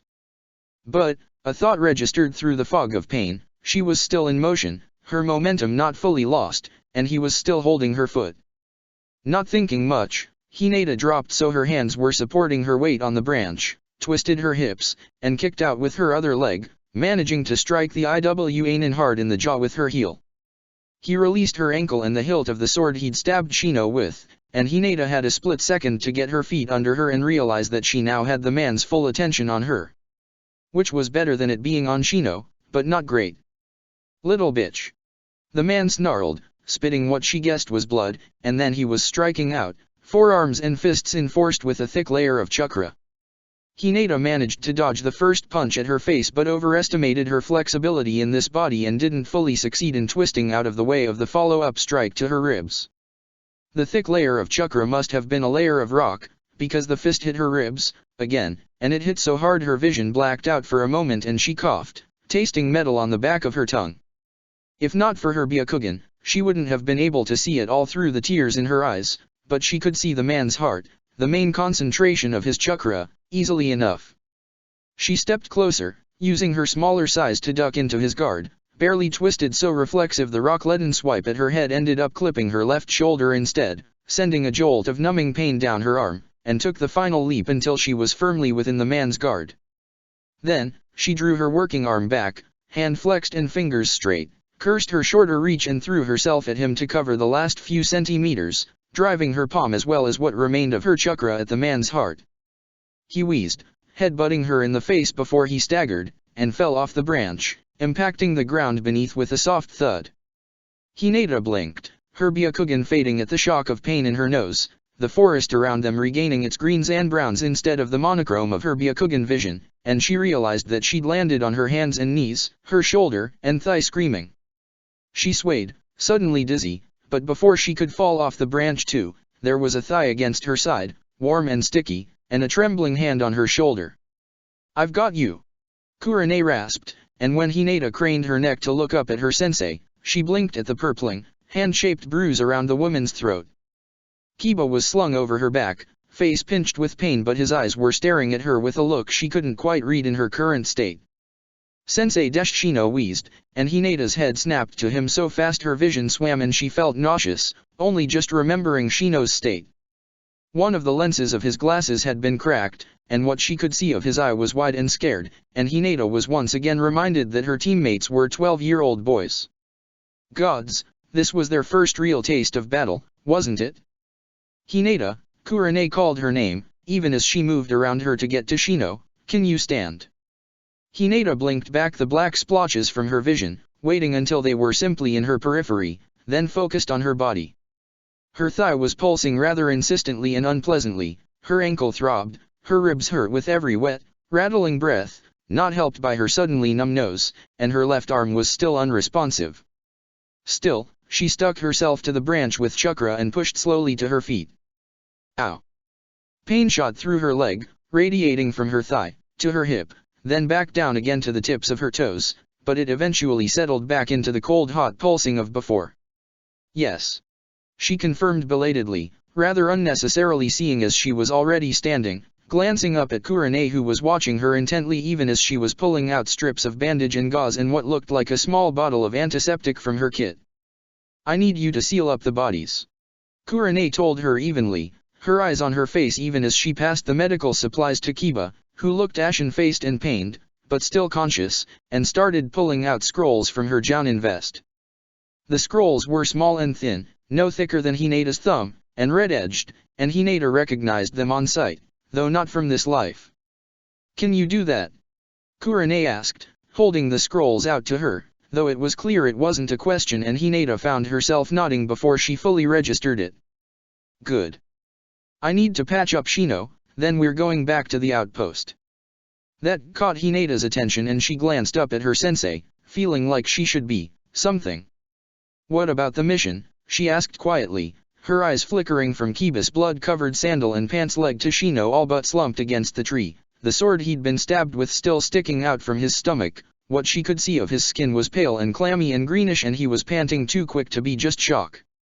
"I think Shino's been poisoned," she murmured, mostly to herself, and Kurane shot her a sharp look before she turned briefly to Shino, then back to her. "Focus, Hinata," she ordered, and Hinata jumped, immediately wincing when the movement jarred her shoulder and ribs. "Do you still have the mission scroll?" "I gave it to Akamaru," Hinata replied, and Kurane's frown grew more severe. "And where's Akamaru?" she asked sharply, looking around, and even Kiba roused himself long enough to frown at her. "I told him to hide," Hinata relayed, trying to assess whether she had enough chakra to try activating her Byakugan again. "Kiba." Kiba startled at the tone but seemed to guess what Kurane wanted because he whistled sharply, a note Hinata hadn't heard him produce in this life yet, and she closed her eyes against the onslaught of memories from before.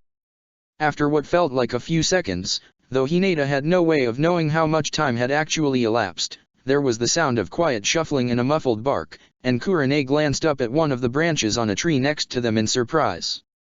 She slanted Hinata with an odd look, then raised the hand not holding the scrolls to her chest, fingers curled in the ram seal and flexed her chakra. Akamaru appeared once the genjutsu was released, looking muddy and disheveled, but uninjured, his jaws still clamped securely around the scroll Hinata had given him. "Good job, Akamaru," Kurenai praised, then turned back to Hinata, holding out the body scrolls once again with an expectant look. Hinata took them, blinking slowly, then waited until Kurenai turned around to focus on Shino before she allowed herself to drop to the ground and set to work. Back at the outpost, in a room which was clearly a tiny mess hall rather than an infirmary, but which was the only one where tables and cloth could be spared to act as gurneys for 3 genin in varying states of injury, Kurenai waited for the closest thing to a medic the station could offer to leave and close the door before she allowed herself to slide down the wall and put her head between her knees. She was aware that the only reason she was still keeping even a semblance of composure despite feeling like she was a step away from a full-blown episode was because 2 of her 3 kids still needed immediate medical attention, lest her stint as a genin sensei end with one of the shortest terms in Konoha's history. Her shrink was going to have her hands full when they got back, she could feel it. IWANIN within Konoha's borders. They'd clearly waited for them to pick up the missive before attacking, and that required knowledge of far more than just where their outpost was located. The worst thing was, she thought chillingly, that their presence within the Land of Fire could be anything from an outright declaration of war to an internal security breach the levels of which the Konohagakure hadn't seen since Orochimaru, probably. And her kids had been caught right in the middle of it. She'd planned on getting them a simple mission after they got back, something to deal with bandits or one of the lowest level hunter-nin missions to let them get some tracking practice as well as their first kills out of the way in a more controlled environment. In a way she could be there for them to support them in the immediate aftermath, the way no one had been there for her. Killing in theory was one thing, but killing in practice was another, and if they continued on the path of getting C rank after C rank when the rest of their peers were still painting fences, it was inevitable they'd eventually have to kill. Doing it in a semi-controlled setting, with support readily available afterwards, would have been ideal. In the end, even the best-laid plans fall, and the option to choose the time and place for her students to take their next big step of their shinobi careers was taken out of her hands. Once they'd fallen into what, in retrospect, was a very effective ambush, she'd been too busy protecting Kiba and trying not to get killed herself to pay too much attention to her surroundings, but she was still peripherally aware of her other students. But even with only peripheral awareness, it hadn't escaped her notice that Shino had frozen when his Kikaicha had actually succeeded in doing what they were bred to do and the Iwanin he'd sicked them on had dropped to the ground, little more than a bloodied pile of bones and fabric. It was because he'd taken too long to shake off that shock that he failed to notice the shinobi sneaking up the tree, and Shino, for all that he was solidly average for a genin, was not a taijutsu shinobi. Kurenai resolved to talk to his father about mitigating that and swore to send all 3 of her students to psych as soon as she made sure they wouldn't die before making it back to the village. Kiba too, for all that he'd been injured the quickest and trapped for the entirety of the battle, though he'd refused to be helpless, hadn't been able to move past the actual kill quick enough.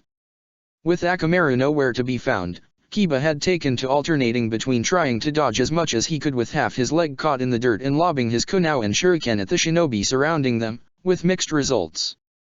Still, the small distraction had offered minuscule windows of opportunity for Kurenai to capitalize on in her quest to keep her kids alive, and outnumbered 10-3, those would have to do. But, eventually, one of Kiba's kunao, thrown with more force than Kurenai had thought him capable of, though it could have also been a result of mounting helplessness in the face of unfavorable odds, had not just reached its target but proved lethal, burying itself hilt deep in the eye socket of one of the Iwanin Kurenai had managed to snag in her genjutsu. Kiba hadn't noticed immediately, shifting his focus to the nin who'd come at him with a sword, but when Kurenai had twisted around to meet the man with more stable block than Kiba's sloppy kunao, he'd turned around, ready to resume his earlier task of real-life target practice. And frozen. And, despite Kurenai's breathless warning, he had been too slow to dodge the rock-plated kick to his side from one of the other nin, and he'd crumpled to the ground, wheezing and coughing blood. Kurene's sword-wielding opponent slipped past her hasty guard, and she had a split second to stick out her leg and catch the sword that would have beheaded Kiba in her thigh, her reinforced leggings slowing the blade's momentum enough that while it didn't sever her leg, it carved a good inch-deep gouge into the flesh and muscle of her thigh, sending searing pain through the limb. Hinata's absence had been conspicuous in those first few seconds, and Kurene had a fleeting, bitter thought that the academy profiles had actually been right and the girl had fled. And then, just as suddenly as she'd disappeared, Hinata had reappeared, though Kurene didn't notice her immediately. She did, however, notice that the outer ring of the 5 still standing IWAnin of the 8 who had initially surrounded her thinned out slightly in the few seconds it took her to shift her balance, palm a kunao, and stab down towards the groin of Kiba's would-be executioner.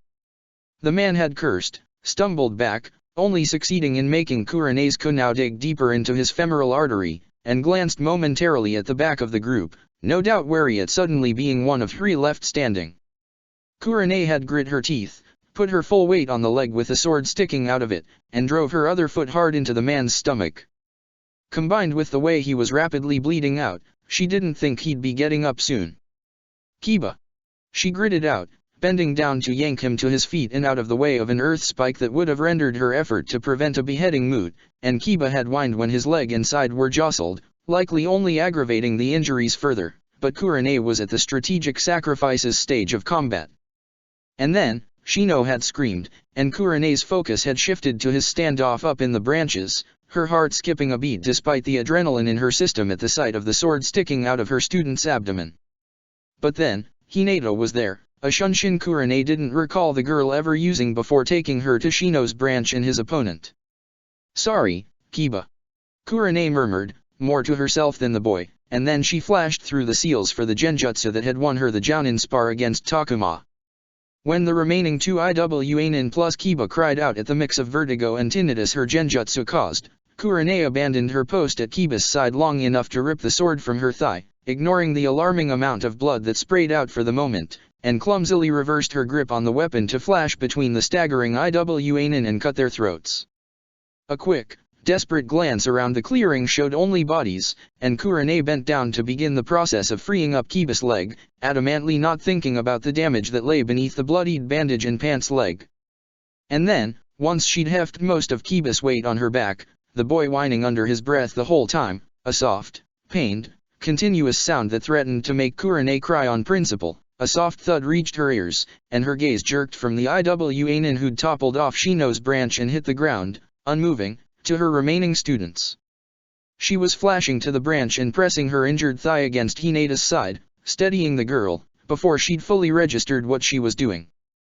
The girl looked a mess, blood streaming from her nose and lips and her clothes dusty and bloodied, but she was the only one of her teammates still able to move, and Kurene pushed the guilt of forcing a preteen genin to push through pain and go seal up enemy corpses to the back of her mind. Hinata looked banged up, but she'd live. Shino, judging by the blood staining his jacket despite the sword still being in him and the greenish tint to the visible parts of his face, might not.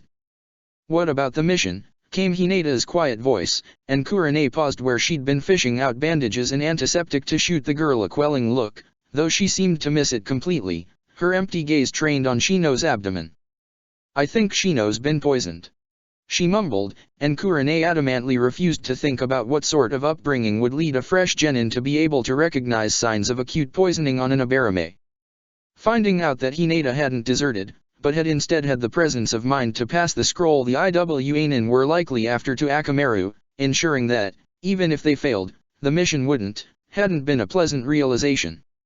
Instead of feeling proud or reassured, Kurene resolved herself to hunt down the girls' academy teachers and shake them, and have a conversation with Hyuga Hayashi, one she wasn't sure she would survive, but couldn't put off any longer. Hinata was a child of peacetime. There were a few reasons that could explain her quick, violent reactions to sudden movements or her high pain tolerance, and none of them painted the Hyuga head in a particularly favorable light. Learning from the bemused acting Mednin that she'd asked Hinata to carry Shino back to the outpost while the girl had a kunao stuck in her femur, bruised ribs, and was teetering dangerously close to chakra exhaustion had made the guilt she'd pushed back to the back of her mind in the heat of battle surge up again. All 3 of her kids were sleeping, either exhausted or unconscious, the fact that their beds were dining tables with sheets thrown over them not inhibiting them in the slightest. Kurenai should probably be sleeping too, or she should at least let someone take a look at the gash in her thigh, but she wasn't sure she wouldn't break down the moment she let her students out of sight. Shino had passed out from the fever, whether brought on by infection or whatever poison was in his system. The sword he'd been stabbed with was clean, Kurenai had checked, but the symptoms he was exhibiting were undeniably those of poisoning. Kiba had dropped off too, even before they'd arrived to the outpost, and Kurenai had had to help Hinata pull the boy off her back. And Hinata had remained conscious the longest, suffering through the process of getting the kunai pulled out of her leg with gritted teeth and screwed shut eyes, but no tears. The acting mednin had washed her wound out with antiseptic and bound it tightly, nodded at the girl, then at Kurenai, and took his leave along with his two teammates. How long, Hinata had mumbled, staring up at the ceiling dazedly, lines of pain in her young face that made Kurenai regret, until the reinforcements get here. Kasuke-san said they're about 3 hours out, provided they don't get derailed. Kurenai relayed in an equally quiet, hoarse voice, adamantly not thinking of the rock-plated hand that had done its best to crush her trachea earlier today. You should try to get some sleep, she advised after a beat, because Hinata looked like she was fighting a losing battle with her eyelids. I promise I'll wake you if anything changes. Hinata hadn't replied to that, though she'd obligingly closed her eyes, and though even when her chakra evened out with sleep, the room wasn't quiet. Shino was gasping short, shallow breaths lifting his chest in a manner that was only coldly reassuring, because at least it meant he wasn't dead yet. Kiba was still whining, a low, constant sound, and Akamaru, curled up on the boy's chest despite the medic's exasperation was echoing the whine, and the combined sound was doing its best to rip out Kurenai's heart. Hinata, too, was sweating, and her breaths were raspy and wet, and Kurenai had been an active kunoichi long enough to know that that sound wasn't good. So, with her head between her knees, Kurenai tried to take a deep breath and let the tears fall, because nobody had warned her about the helplessness. The responsibility, yes, the babysitting, yes, the fact that no one ever stops being a Jounin sensei, yes, she'd been warned about all that. But the fact that her kids, by virtue of being kids, could die on her, could get hit by something that she would be able to brush off, but for them would end in hospitalization at best? No one had said anything about that. She didn't know how long she sat there, tears falling freely and making her cheeks and neck sting where she'd been cut up, but eventually, there was a quiet knock on the door, and Kurenai looked up, tears long dry but her red eyes doubtless still red-rimmed. Yuahai-san, a kunoichi asked, familiar red clan markings on her face. I heard you're in need of transport. Clearing her throat, Kurenai pushed to her feet from the sitting position she'd fallen into, stumbling at the combination of head rush and the piercing pain that shot up her thigh. Why yes. She managed, using the wall she was leaning against to steady herself before she straightened. Yes, thank you, Inyazuka-san. Ayumi. How do you want to do it, the woman, Ayumi, asked, sending Kiba's unconscious form a measured glance, and Kurenai absently wondered whether they were related. Kaimaru could probably carry one of them, but they'd need to be conscious. Kurenai blinked, not following, and Ayumi snorted and jerked her chin at the enormous black dog who must have slunk into the room after her, and was currently rumbling quietly at Akamaru. Ah! Kurenai murmured, inwardly shaking herself off whatever stupor she'd fallen into. In that case, Hinata's probably safest. Ayumi made a gesture as if to tell her to get to it, and Kurenai frowned absently at the woman and stepped towards Hinata, lightly shaking her shoulder. She didn't expect to have to catch the girl's wrist a split second later, stopping her fingers barely an inch short of gouging out her eyes. Good reflexes. Ayumi praised from the side, though whether it was directed at her or Hinata, Kurenai couldn't tell. Instead, she focused on her student, waiting for the girl to focus and for the glint of recognition to pass through the somewhat unsettling lilac eyes. Sorry, sensei. Hinata muttered quietly, and it was genuine but tired and dazed. She tried to sit up, breath wheezing in her chest then coming out in a rough, rattling cough, and when she removed her hand from her mouth, it came away splattered with blood. Kurenai froze, but Hinata merely blinked and wiped her hand off on her pants, swinging her legs slowly over the edge of the table, gaze falling on Ayumi and her ninkin. Inyazuka-san. She inclined her head, then glanced at Kurane. The reinforcements. Transport, Ayumi replied, gesturing at her Ninken. Hop on, kiddo, you look like the only one conscious enough to hold on. Would that be alright with you? Hinata checked quietly, and Kurane was about to tell the girl that now was not the moment to be shy, but when she turned to Hinata, the Hyuga wasn't talking to Ayumi, but to her Ninken. Dog and owner looked a bit thrown, then Ayumi grinned and Kimura gave the dog equivalent of a nod, fangs bared in what Kurane hesitantly pegged as a grin. Yes. The dog rumbled in a surprisingly deep voice and walked closer to Hinata when the girl slowly pushed to her feet, making it easier for her to get on. Skins appreciated, though. What he said? Ayumi nodded, then turned to Kurane. You alright if I take some's pup? Kurane nodded, moving to gently pick up Shino, though not before pulling off the no longer cold strips of cloth from his chest, armpits, and lower stomach, a valiant attempt by the medic to bring down his temperature. She threw Shino's jacket around him and did up the first two clasps so it covered him, draped more like a poncho than a jacket, then hefted him in a bridal carry, waiting until Ayumi did the same to Kiba. All right, she announced, pushing the pain in her leg and back to the dark recesses of her mind and throwing away the key. Let's go.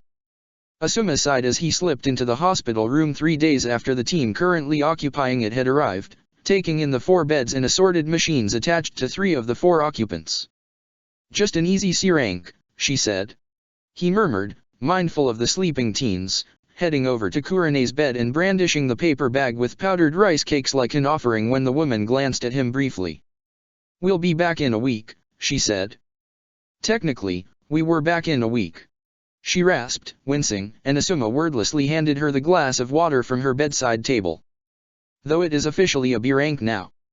So I heard. He sighed, pulling 2 scrolls from his pocket and holding them out to her. Bounties. One's for you, one's for your Hyuga. At Kurane's slow blink, he elaborated. 2 of the Chunin that were credited to her had bounties. Your one was the Jounin. Why the bastard wouldn't just lie down and die, I guess. She sighed, absently gesturing for him to put them on the bedside table, and Asuma found himself feeling morbidly amused. Knife to the groin though? Ouch. Kurane huffed, though she looked reluctantly entertained, and Asuma felt quietly accomplished. He deserved it. Better him than you, definitely. Asuma agreed idly, and Kurane snorted. She then shuffled a little over to the edge of the bed, wincing as she settled again, at which point she sent him a quietly expectant look. It was his turn to sigh, though he obligingly shrugged off his flak jacket, draping it on the uncomfortable hospital chair, and toed off his sandals. You sure? I don't wanna accidentally make you worse. I'm fine. Kurane dismissed with a huff, though when he paused before climbing onto the bed, shooting her a slightly incredulous look, she added a grudging, physically. Asuma hummed, managing to fold himself into the narrow hospital bed next to her, wrapping a careful arm around Kurane's slight shoulders and gently pulling her into his side. It was a tight squeeze with 2 full-grown adults on one small hospital bed, but Asuma could tell it was less about comfort and more about being comforted for Kurane. How you holding up? Probably gonna get sent to psych once I'm discharged. Kurane mumbled into his shoulder, and it was only now, with his arm wrapped tightly around her, that Asuma could feel the fine tremors rippling through her. Almost failed the mission and they nearly died. But you didn't, and they didn't. Asuma countered, just as quietly, squeezing her shoulder briefly. You got them back home, they'll heal. Don't borrow trouble. Kurane scoffed, but even to his ears it sounded unsteady and a little wet. They lapsed into silence, content to just listen to the quiet, steady beeping of the assorted machinery keeping Kurane's students alive. I'm probably going to do something inadvisable when psych's done with me. Kurane sighed an undeterminable length of time later. At his quiet, inquiring hum, she explained. I'm gonna kick the hornet's nest and ask Hyuga Hayashi why his daughter exhibits behavior consistent with victims of child abuse. Asuma stilled, his thumb briefly freezing in its absent stroking of Kurane's shoulder. That bad? He asked lightly, keeping his tone carefully neutral. When Kurane just nodded, hair tickling his throat, he sighed. All right. I'll start planning your funeral. Kurane snorted, which meant she knew precisely what he was referring to. Clans don't like outsiders messing with their ways. Konoha teams are treated like family, and I'm his daughter's sensei. Not to mention who our sensei had been. Kurane huffed, fishing out a rice cake and brandishing it like one would a knife. Maybe I'm an outsider, but I have a right to know. Maybe don't put it like that when you talk to him. Asuma advised quietly, biting back an entertained snort. I don't want to actually have to plan your funeral. Silence fell between them once again, though it was comfortable, and Asuma felt no need to break it until an idle thought struck him a few minutes later. The other two a concern. Once they heal? Only in that Shino needs to brush up on his close combat and Kiba needs to get better at actually using his nose. Kurane sighed, sagging even further against his side, her voice a little more sluggish than before. And I'll probably need to drill into them that even the land of fire isn't fully safe. Asuma winced. Haven't had that talk since we were genin. MMH. Not really looking forward to it. Kurane mumbled, and Asuma carefully shuffled so she was lying down more instead of sitting up. That was during the war, too. Asuma didn't want to think about how his team would react to a similar talk, but it was probably a good idea to ask for a C rank for them, too. Worried about Hinata too. Kurane added, and Asuma reckoned she was fighting a losing battle with her eyelids. Didn't seem fazed by the killing. Was calm. Too high pain tolerance for a kid. People react differently. Asuma agreed, which Kurane would probably know even better than him, given her brief stint in psych when they were chunin. And the Hyuga aren't generally known for processing emotions in a healthy manner. Kurane snorted, though it was tired and humorless. I need a drink. As soon as the medics and shrinks say it's okay. He promised her, though he wasn't even certain she was awake anymore. I'd offer to treat, but you'd drink me out of house and home. Silence answered him, and Asuma sighed, settling in more comfortably against the pillows and resigning himself to a night spent in a hospital bed. Hinata wasn't in a great state when she woke up. Her head hurt, her leg was pulsing, though no longer burning like before, and she seemed to have regained feeling in her left arm, but her ribs still felt tender, her chest aching any time she tried to take a deeper breath. Alive, though. A glance to her left showed that Kiba and Shino were in the beds next to her, hooked up to various machines and looking very small against the stark white sheets. Sighing, she tried to slowly push herself into a more sat-up position, pausing when every one of her muscles protested rather vehemently. She reached under her shirt and began peeling off the heart monitor leads, then carefully and pulling out the 4-needle until she could turn and carefully drop her legs over the side of the bed. I don't think you should be moving yet. A quiet voice reached her, and she glanced over at Sensei. No, Sensei's bed, and the male figure squished alongside Sensei's sleeping form. A familiar male figure. Asuma Se-san. She greeted quietly, her throat feeling scraped raw to the point she winced and reached for the jug of water at her bedside. How have you been? Better than you, it seems. Asuma replied, and he was sitting too far from the patch of moonlight that spilled into the hospital room from the window for her to be able to gauge his expression. Want me to call a nurse? No, thank you. Hinata denied, then took a steadying breath which rattled in her chest and failed to feel like enough, then slowly, carefully pushed to her feet, holding onto the side of the bed for support. Her vision blacked out for a second, a mix of head rush and a fresh wave of pain from her thigh, but she rode it out and limped towards the clipboard at the foot of her bed instead, holding onto the railing all the while. She scanned through the information on the sheet, frowning at the list of her injuries. Had she really gotten that badly beat up? The kunao in her thigh had managed to scratch her bone, and one of her ribs had apparently pierced a small hole in her lung, which was why she was having trouble breathing any deeper than small, shallow inhalations. And that was ignoring the other scrapes and bruises and near chakra exhaustion, but she dropped the clipboard and set on her limping trajectory towards Kiba's bed to do the same. If you'd asked, I could have told you. Asuma informed her idly when she finally stopped by Kurane's bed, studying her sensei's sheet with mounting concern. Your Abarame teammate needs the most specialized treatment, and the Inyazuka will be in a cast for a few weeks. You're all hospital-bound for at least a month, too. Hinata nodded, letting Sensei's clipboard go, and looked up to find Asuma already studying her. Here. The man said after a beat, reaching for a small scroll on Sensei's bedside table and holding it out to her. "Your bounty."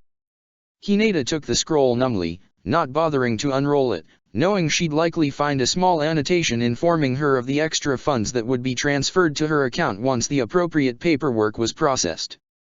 She was far more preoccupied with the considering glint in Asuma's eyes, and the way Kurenai was all but curled into him, not even appearing to stir despite the conversation around her.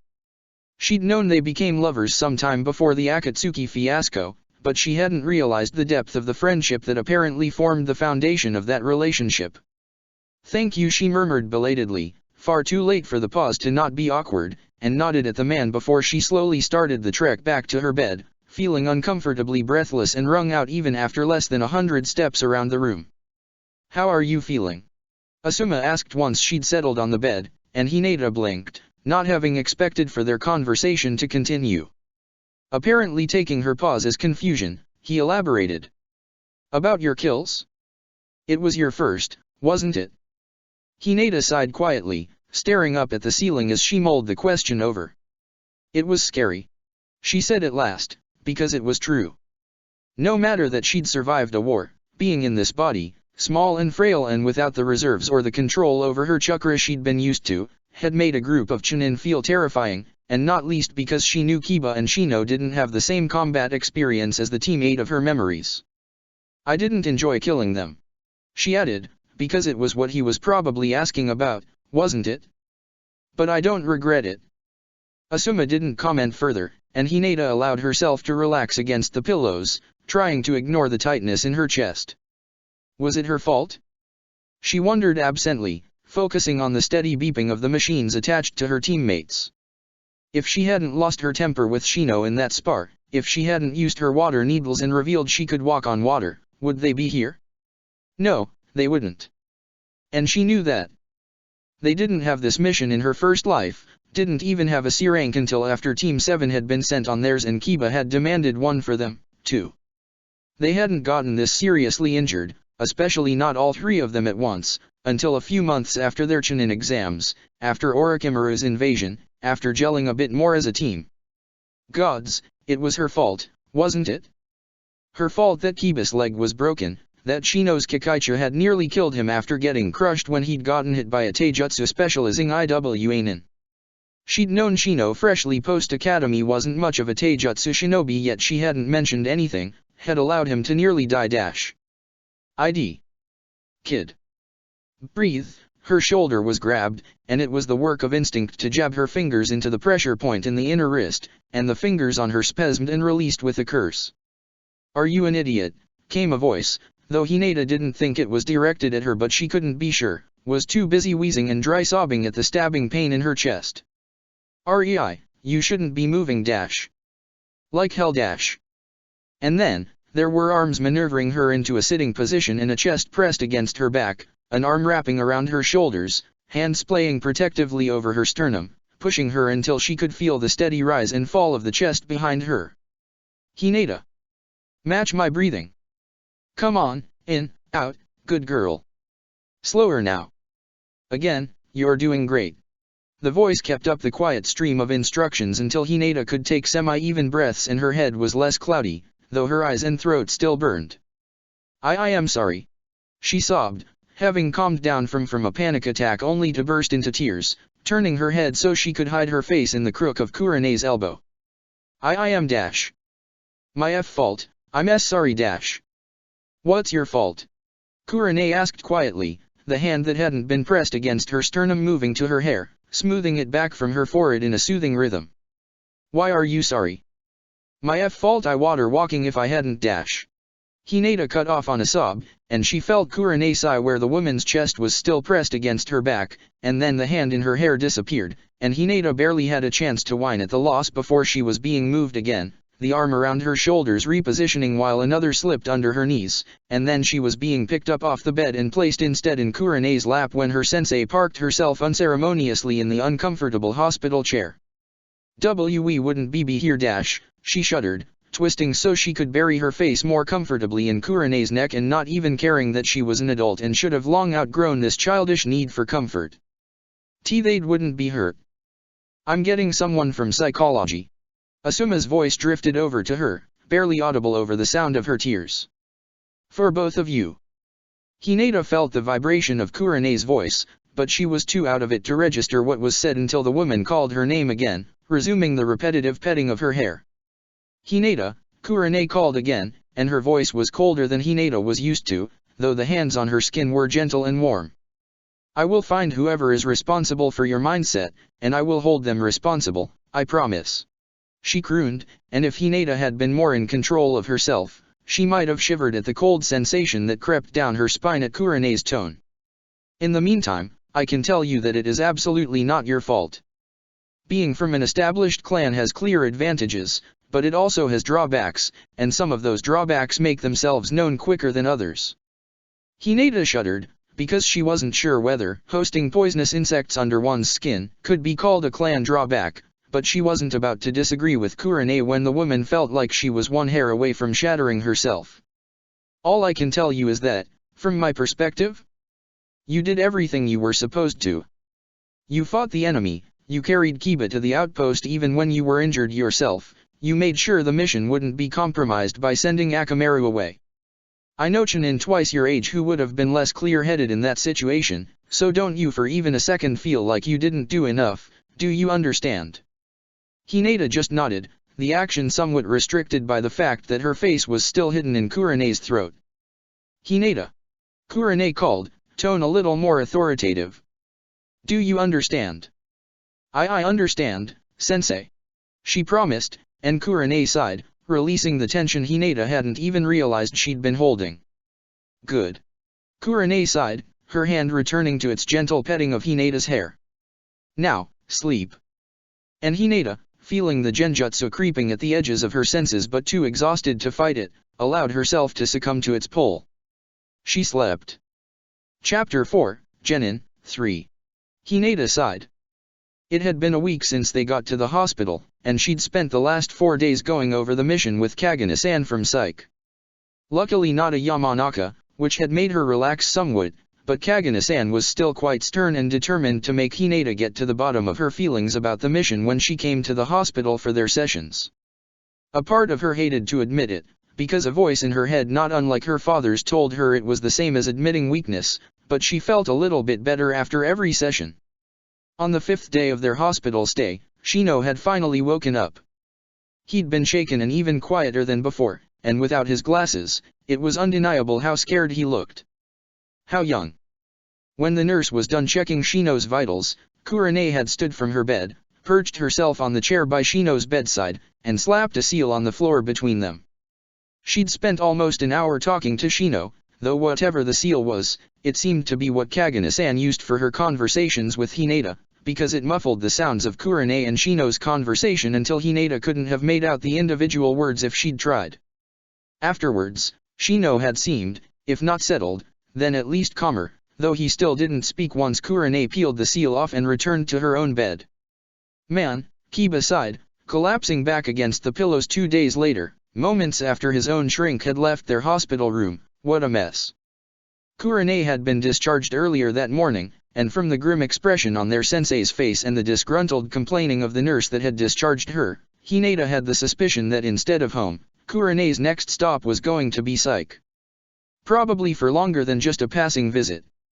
Hinata didn't envy her. Never thought we'd get so injured so fast. Kiba huffed, when neither Hinata nor Shino rushed to comment on his earlier assessment. I'm sorry.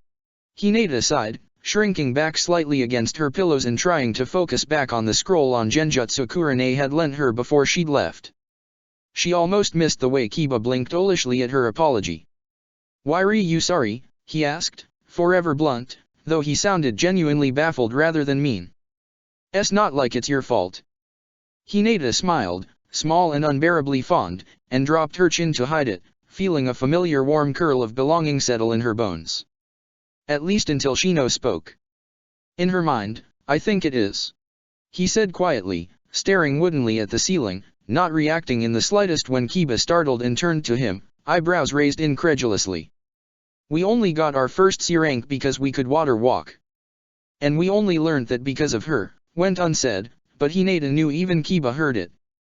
Hinata froze, trying desperately to remind herself of Kurane and Kagane-san's assurances that it wasn't her fault, that bad missions happened, that her pushing her teammates to develop new skills faster would only benefit them in the long run. That's dumb. Kiba blurted, snapping Hinata out of her spiral as his words made her choke on a laugh, startling her just as much as him. I mean, he tried to backpedal, cheeks tinging pink with embarrassment, and Shino sighed. As always, your skill at expressing yourself astounds me. Shino mused dryly, a trace of the sarcasm Hinata hadn't heard since she'd last spoken with her Shino in his voice, and her next giggle caught in her throat, blocked by the lump that had formed there at the realization. Lay off, man. Kiba grumbled after shooting Hinata a concerned look, turning to shoot Shino the stink eye. Just cause we're injured don't mean I won't kick your ass. I'm terrified. Shino drawled, not looking away from the ceiling. Truly. Kiba bared his teeth, but unlike the first few weeks, it wasn't antagonistic. More, simply teasing, and something in Hinata relaxed. Hey, Hinata. Kiba called next, and she obligingly lifted her eyes from the scroll she was reading, though she hadn't registered a single word from the text over the last few minutes. It's honestly not your fault. Also, since we're gonna be stuck here for at least another few days, can you teach me something for chakra control? Hinata blinked, completely thrown by the question. Not the content, because she'd paid attention when Kiba had voiced wanting to take over the clinic, but that he'd asked her. I mean, you were messin' with a pebble or something in our first week, right? Kiba continued, apparently taking her momentary shock as confusion. I asked Hanane and she said that was chakra control, so, could you show me how to do that? Of course. She managed after a beat, and she could see how Kiba relaxed. Though you'll have to build up to a pebble. I recommend starting with something lighter, like a button or a piece of string. Kiba nodded attentively, and before long, Hinata found herself quietly coaching him through a modified leaf-sticking exercise, biting back a smile when Kiba eyed her and Shino briefly, as if waiting for them to protest, then ripped off the button from his pillowcase. It was almost cute, that he hesitated before such a small act of vandalism considering the profession they were training for, and Hinata had to once again remind herself that Kiba was 12. They're 12. Hinata. Shino murmured some time later, when Kiba was well and truly immersed in his chakra exercise. Hinata turned away from trying to make her own button go above her elbow, and found Shino already looking at her, an unreadable expression on his face. I'm sorry.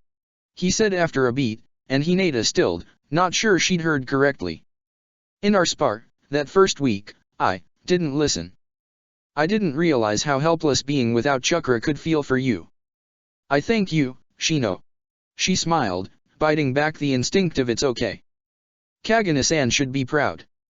I'm sorry for destroying your colony. Shino's lip quirked, not quite amused, but a much more positive reaction than she was expecting from him at this stage. Tio-san said it was a lesson. He said quietly, turning his gaze back to the ceiling. A study in arrogance and preconceptions. Your father sounds wise. Hinata replied, for lack of anything else to say. He is. Shino agreed, and his smile turned a touch more genuine, almost fond. Then he seemed to steel himself, before he asked, when I'm discharged, would you be willing to help me with my taijutsu? Hinata blinked again, absently wondering whether Kiba and Shino had agreed on some sort of pact to blindside her. I'd be honored, Shino. She told him honestly, dropping her eyes back to the scroll in her lap, content with the silence that fell around them afterwards.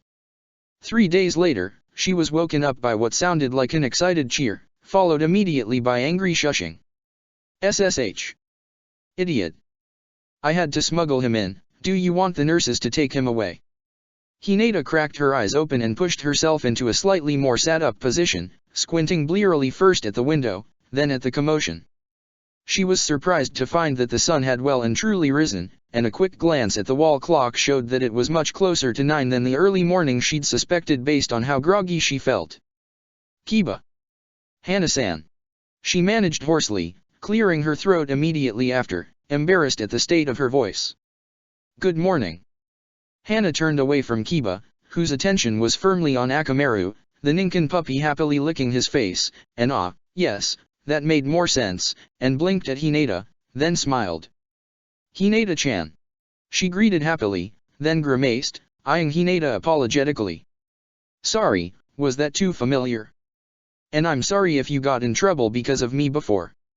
And no, it's fine. Hinata hastened to reassure, then frowned, not sure what the older girl was referring to. Until she remembered their first meeting in this timeline. Ah. It wasn't because of you, don't worry. She assured the girl, feeling touched that she'd remembered their first interaction. Glad to hear it. Hana smiled, then laughed at Kiba's disgruntled squawk when Akamaru burrowed under his pajama top. Wait, Kiba ordered, seemingly giving up on trying to extract Akamaru from under his shirt, eyeing his sister oddly, you two know each other. We've met. Hana replied glibly, shooting Kiba an imperious look, though Hinata could tell it was teasing. Then, Hana reached out and ruffled Kiba's hair, making an even bigger mess of the bird's nest that was already on his head. Mom's mad at you, by the way. It's been 3 months, puppy. I told Ah to stop calling me that. Kiba whined, all but pouting at Hana, then seemingly registered the rest of her words. Wait, what why? Hana rolled her eyes, sighing dramatically, and Akamaru also hoofed something that sounded almost amused from under Kiba's shirt. You ever planning to introduce your team to us, doofus? Kiba blinked, then stared first at Hinata, who met his gaze evenly, curious what Kiba would do, then turned to Shino, who still seemed to be asleep. Then. Ah, crap. Hana laughed. Damn right. She shot back, then turned to Hinata, shooting her an entertained smile, which Hinata mirrored, albeit smaller. Hinata-chan, as soon as the 3 of you are officially discharged, we'd like it if you and Shino could come for dinner. I'd hoped my idiot brother would have enough sense to invite you himself, but it seems I'd hoped for too much. I'd love to, Hana-san. She replied honestly, because dinner at the Inyazuka house had been one of her favorite post-mission traditions, once upon a time. Great. Hana grinned, punching Kiba's shoulder lightly, then turned towards the door. I gotta run, courier mission, so take care, and don't let Kiba do anything stupid. Oi. Kiba crowed, but Hana was already out the door, though they could hear her laughter down the corridor. Sorry for that. Kiba apologized awkwardly, turning to Hinata, but she shook her head, still smiling. Your sister seems lovely, Kiba. She told him honestly, watching amusedly as the pink tint returned to his cheeks and Akamaru snuffled. Kiba mumbled something vaguely affirmative and shot her a grateful look, and Hinata felt their first tentative overtures at friendship and camaraderie solidify into something more. Something like last time.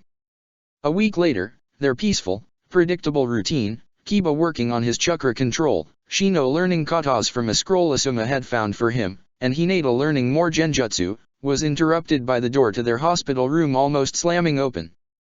Sensei, these intel gathering exercises are getting tedious, can't you dash? Hinata blinked at Shikamaru, watching somewhat bemusedly as the Nara cut himself off mid-word, taking in their hospital room with sharp eyes, though he was undeniably surprised once he noticed its occupants.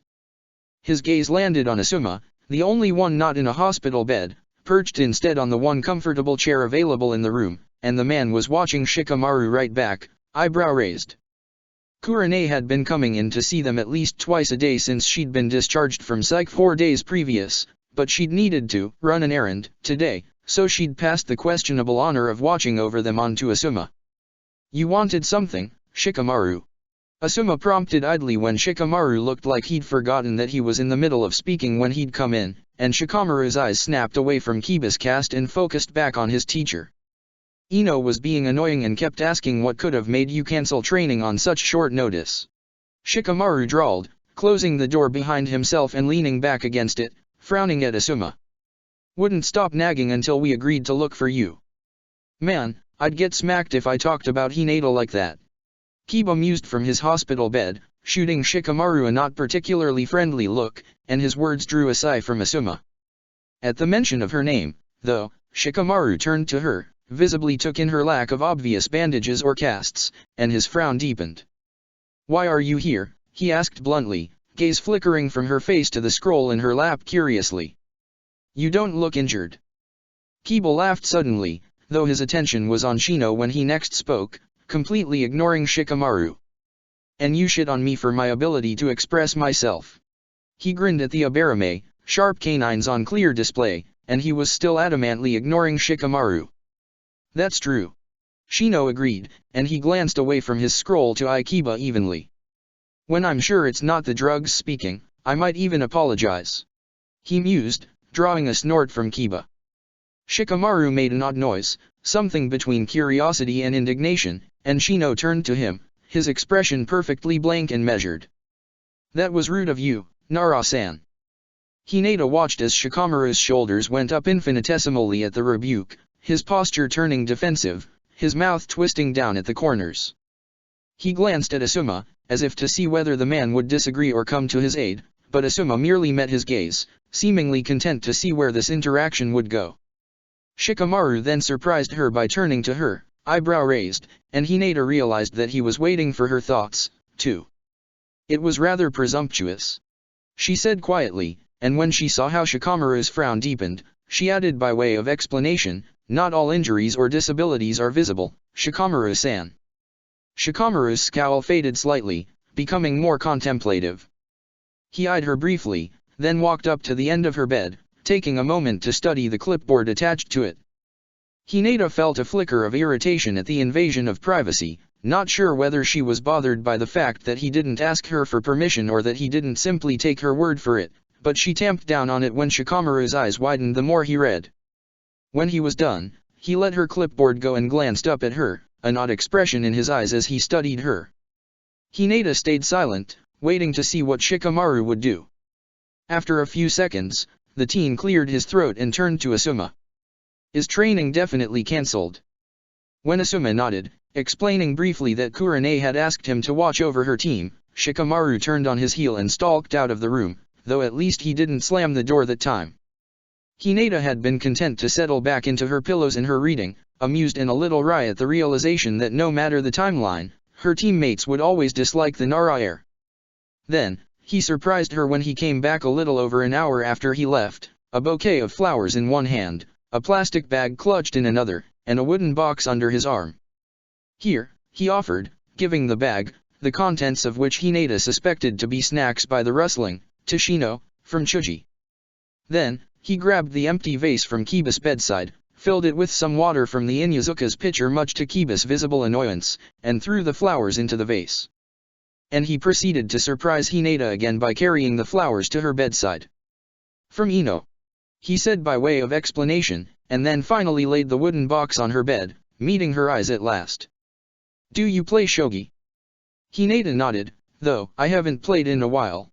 She felt the need to point out.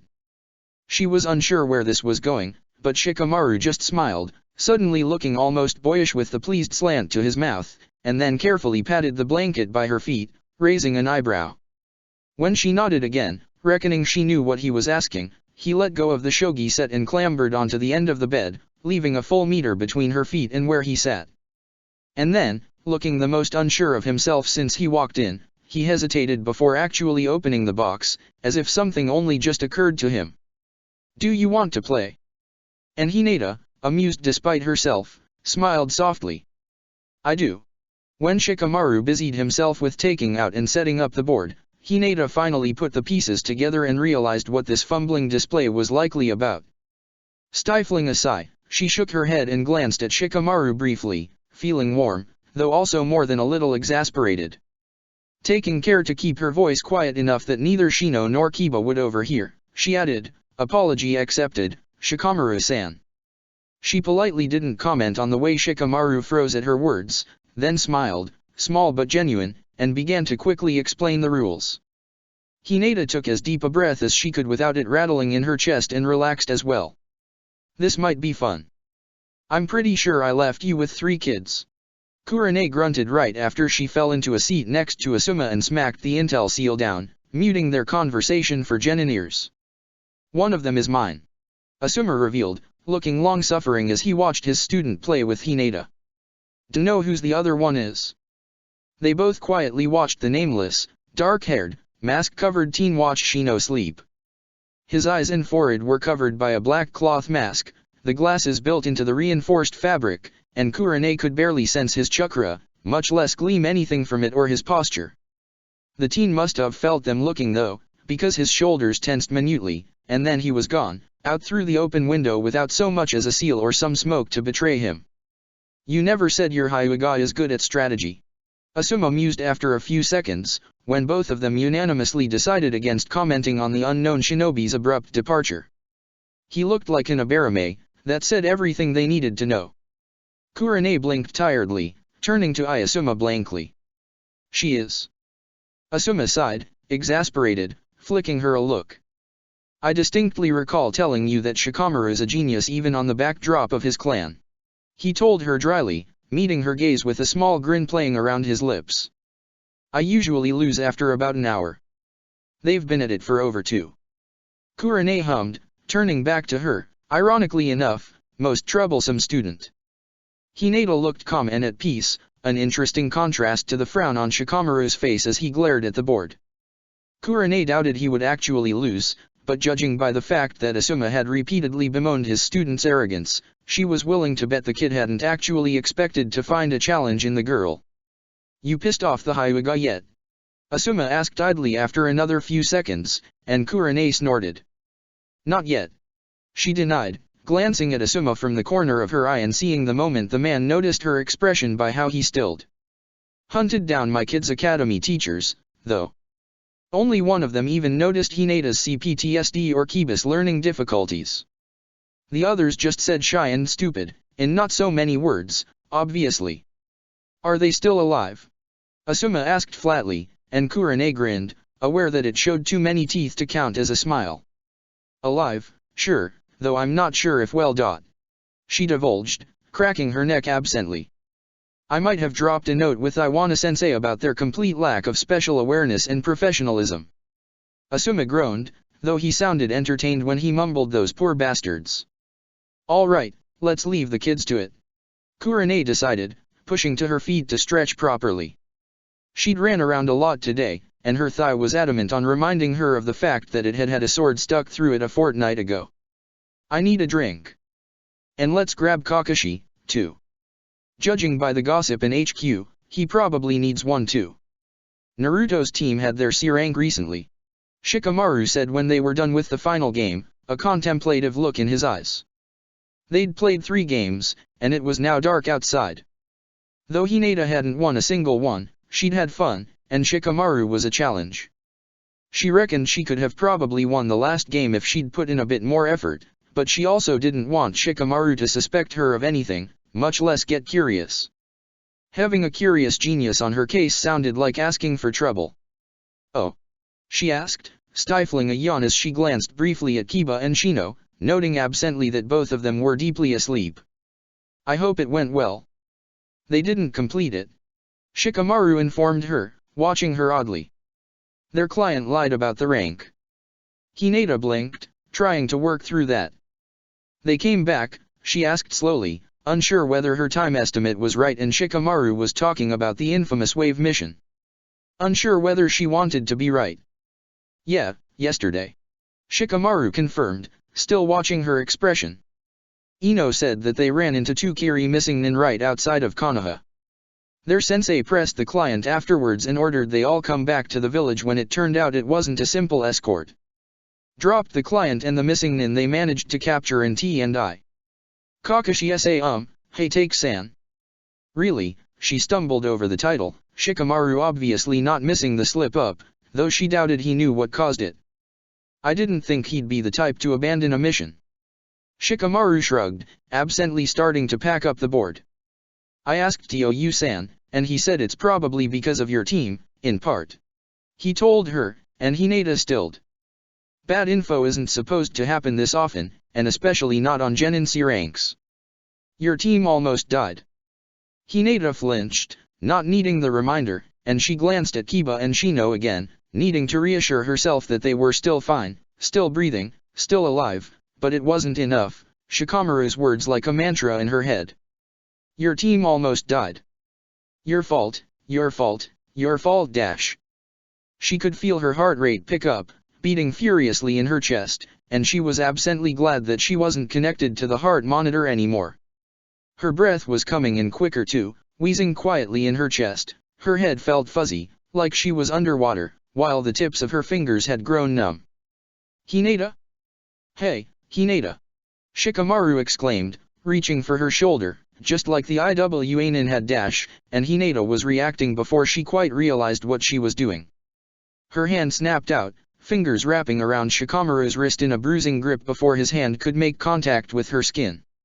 She twisted sharply, no doubt painfully, and jabbed her finger into the pressure point on the inner wrist. Shikamaru's wrist popped in her grip and he hissed, wrenching it out of her hand and staring at her in shock. "What the hell?" he demanded, startled and accusative, his other hand cradling his wrist to his chest, his eyes wide. Hinata stared at him, then at his reddening wrist, and her head was quiet now, though she was still breathing too fast, her wheezing breaths the only sound in the otherwise silent room. She wasn't sure what she was feeling. She wasn't sure she was feeling anything, her head was weirdly empty. "I think you should leave now, Shikamaru-san," she murmured, her voice quiet and even, inflectionless. Shikamaru stared at her for a beat, his eyes flickering over her face, then he slid off the bed and headed for the door wordlessly, leaving his shogi set on her bed without a care and not so much as a glance back at her over his shoulder. Hinata gave herself another few minutes for her heart to calm down, then slid off the bed too, though she headed for the window instead of the door. Her chakra and her leg were better now, walking down the wall of the hospital wouldn't be a problem. Firming her resolve, her head still strangely quiet, Hinata did just that and slowly, leisurely, headed to Psych. Kagane-san should know what to do. Another fortnight later, they were all officially discharged from the hospital. In theory, Hinata and Kiba could have been discharged earlier, but Hinata's psych adventures, plus Kiba's and Yuzuki-ness, meant that the nurses preferred to keep them within their line of sight, rather than risk discharging them early and letting them accidentally make the injury worse during the healing process. Kurane had led them all to yakiniku, a treat after living on hospital food for a month, and when they were done, she took them to their training grounds, stopping off by the Inuzuka compound so that Kiba could pick up Akamaru. They all sat by the stream, Akamaru stretching out in the sunlight, making himself comfortable on Kiba's discarded jacket. Hinata and Shino were still very much advised to avoid strenuous cardiovascular exercise, but it was nice to be out of the hospital and almost back to normal. "You've been my genin for 4 months." Kurane began, looking at each of them fondly, though there was a weight in her gaze now that hadn't been there before, and Hinata regretted. "I'm sorry that a quarter of that time was spent in the hospital." "Not your fault, sensei." Kiba shot back easily, beating Hinata to the reassurance, and he smiled at Kurane when she blinked at him, surprised. "I mean, it sucks that it happened, but I don't think any of us blame you." "Thank you, Kiba." Kurane replied, looking a little thrown, but the smile she shot the three of them when Hinata and Shino nodded in confirmation to Kiba's words was genuine. "My point, however, is that because of that mission, the misinformation that led to it, and your extended hospital stay, I don't particularly care about what the other teams are doing, mission or training-wise." Her smile gained a slightly wry, self-deprecating edge, and Hinata sat up straighter at the change. "You're mine, and I am invested in your well-being now, and I will do everything in my power to help you and protect you. And, right now, that means bending some rules." "Sensei." Hinata checked, a little worried now, because Kurane hadn't ever been a stickler for the rules, but neither had she ever outright told them she was going to break them. "In 2 months, Konoha is going to be hosting the Chunin exams." Kurane told them bluntly, watching them intently. "There are 3 stages, usually, and one of them is always a combat stage." Hinata turned away from Kurane at the small sound that came from Shino at the words, and she noticed out of the corner of her eye that Kiba had paled a little beneath his tan. Kurane didn't look surprised. In fact, she seemed almost like she'd expected the reaction. "With a full month of rigorous training, I can get you back to where you were physically before the mission. If you wanted to incorporate the things you were studying in the hospital into your fighting styles, I'd say we'd need another month on top of that." Kurane paused, meeting each of their gazes.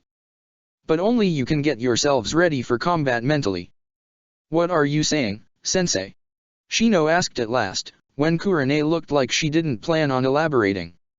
All 3 members need to sign the liability waiver for the team to be allowed to participate. Kurane told them seriously, holding out a vaguely familiar piece of paper. I am not going to tell you if you should or shouldn't take part, that is your decision. If you do decide to participate now, then I will still support you, and do my best to prepare you. But know that these exams happen every 5 or 6 months, so there is always next time. And so saying, she fell silent, wordlessly telling them that it was up to them now. Hinata glanced from Kiba to Shino and back again, then resumed fiddling with her senbon, twirling it between her fingers. Back at the hospital, Kurane had called out her tic of twiddling her fingers, and also noticed her habit with the pebble, but instead of discouraging such an obvious nervous tell, she told her to use it to train her dexterity, and offered the senbon as the tool of choice. So here Hinata was, twirling a senbon needle around her fingers as she waited for her teammates to decide their fate. She knew what she wanted to do, but she also knew that it was very unlikely she would get what she wanted. And then, Shino spoke. Personally, I would prefer to wait until the next round. He said, shocking Hinata and Kiba alike, if the way Kiba was gaping was any indication. Why? I had not realized how lacking my taijutsu abilities were. I am uncomfortable with the idea of combat before I work to improve my close combat. Hinata blinked, then simply stared. Kiba cocked his head, and Hinata imagined that if he were a dog, his ears would be twitching, and she bit back a smile at the image. Never thought I'd say it, Kiba mused, watching Shino intently, then turning to Hinata, seeming almost baffled, but I agree. Looking almost surprised at the words, even though they came from his own mouth, Kiba elaborated. I think I can get at least the mystical palm down in the next half year. I'd feel a hell of a lot better knowing that at least one of us can do some basic med ninjutsu before we face any serious combat again.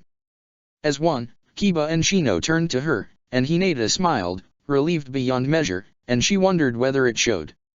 I'm happy to wait, too. She confessed, meeting her teammates' eyes and smiling shyly. I would like to work more on my speed and genjutsu. And I think it would benefit us to work more on team formations, so we don't get split up as easily next time. She didn't miss Kiba's sigh of relief, nor the way the line of Shino's shoulders relaxed at her words. So, Kiba drawled, looking between them with a small, hesitant grin playing on his lips, all in favor of ditching these exams say I. Ai. Hinata giggled, raising the hand not fiddling with a sharp needle to cover her mouth. This is moronic. Shino quipped, seemingly unable to stop himself, then added a grudging, but I'm proud of you. Kurane said when they dissolved into snickers, and the admission threw them enough that they stopped as if struck. I personally happen to think that while courage is the mark of a good shinobi, wisdom and an awareness of one's limits is the mark of a great one. When the 3 of them just stared at her, startled and a little embarrassed at the unexpected praise, she added, and, she hesitated, but barreled through, shooting them an encouraging smile, I really think that, if you do everything you've just said, you will fly through the next Chunin exams without any issues, no matter where they will be held. Thank you, sensei.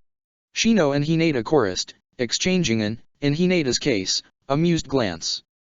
Hinata, and the rest of her team too, it seemed, was content with the silence they lapsed into a few seconds later, and absently returned to fiddling with the senbon still in her hold, more to have something to do than because of any nerves this time. Oh, I nearly forgot. Kiba exclaimed suddenly a few minutes later, and the senbon was out of Hinata's hand and in the tree behind Kiba before she even realized she'd thrown it. Shit, you're still twitchy. Kiba merely laughed, having ducked out of the way of the needle just in time. Hinata was relieved, not just because she hadn't hurt him, but also because he didn't seem to have taken any offense at the fact that this was not the first time she'd thrown something at his head as if he were an enemy. Sorry. Inside voice, I'll try to remember. We'll work on that twitchiness of yours too, Hinata, don't think we won't. Kurane promised her absently, and Hinata nodded gratefully, more than happy to do so. At least until Kurane added, almost as an aside, I heard about the Shikamaru incident, too. You're lucky he didn't choose to escalate that. Anyway, Kiba drawled when Hinata hung her head, embarrassed and regretful, and his voice drew their attention back to him, dinner's at my house tonight. I genuinely think my mom will gut me if I don't invite you now that we're out of the hospital, so please come. I don't see why not. Kurane replied, smiling, making Shino shoot her a betrayed look, though his glasses hid most of it. Do you need us to bring anything? Nah, it's fine. Kiba waved their teacher off, grinning widely. Just be by the compound gates in 3 hours, sensei. Then he turned to Hinata and Shino and wrinkled his nose, though he looked apologetic as he added, and, maybe shower before you come. At Shino's indignant huff and Hinata's incredulous noise, he reached up and pinched his nose shut, sticking his tongue out at them. You smell like the hospital. It's icky. Icky. Shino parried, disbelief radiating from his tone and the set of his shoulders, and Hinata could tell he was gearing up to take Kiba down. Has anyone complained when you came to training smelling like wet mud? The boys dissolved into a grappling match, making Kurane sigh, while Hinata raised a hand to her mouth to stifle her laugh. Hinata! Kurane called quietly, drawing her attention. The woman was watching her intently, a question in the curve of her brow and concern in her eyes, though she hid it well. Will you be alright going home? Your clan would have been notified of your hospital stay, but you can always shower at mine, if you wish, and then we can go to Kiba's together. Hinata stared at her sensei, wondering what had prompted the question. Ever since their mission, Kurane has been sharper than she'd ever seen her, more cutting, jagged edges to her words and disposition, and far blunter than Hinata recalled her from her first try at genin life. Then, what Kurane was actually offering registered, and she paused, considering. There was undeniable appeal in the possibility of postponing seeing her father again, not to mention the elders who would doubtless have something to say about her prolonged hospital stay. Plus, she wasn't sure whether she'd be allowed to leave the compound in time for dinner at Kibis once she made her presence known back home. She met Kurane's gaze, the woman not having looked away from her while she was deliberating her options, and nodded. I'd appreciate that a lot, sensei. She murmured, smiling hesitantly at Kurane. Thank you. Let's leave the boys to it. Kurane offered, not acknowledging her thanks beyond a small quirk to her lip, then turned on her heel, waiting for Hinata to follow. 5 hours later, Kurane was dutifully drying the plates while Hana washed them, both of them having ignored Tsume's grumblings that they should park their asses down and relax and consider not being such neat freaks in the future. So, Tsume began, idly, and Kurane turned her head just enough to see the woman enter the kitchen and lean against the doorframe, the dining area behind her conspicuously empty of preteens. How's my youngest headache doing? Well, Kurane replied, accepting another bowl from Hana. Seems really committed to improving his chakra control and making the medic program now. Hana can tutor him, since I'm sure his nose will make the hospital worse than T&I. Tsume mused, absently pouring some food into the dog bowl by the counter. I was planning to give them time for individual skill work in the next few months anyway. Kurane offered, shooting Hana a small smile. Shino and Hinata both have their own projects, too, so it wouldn't be too difficult to fit into our schedules outside of mission work.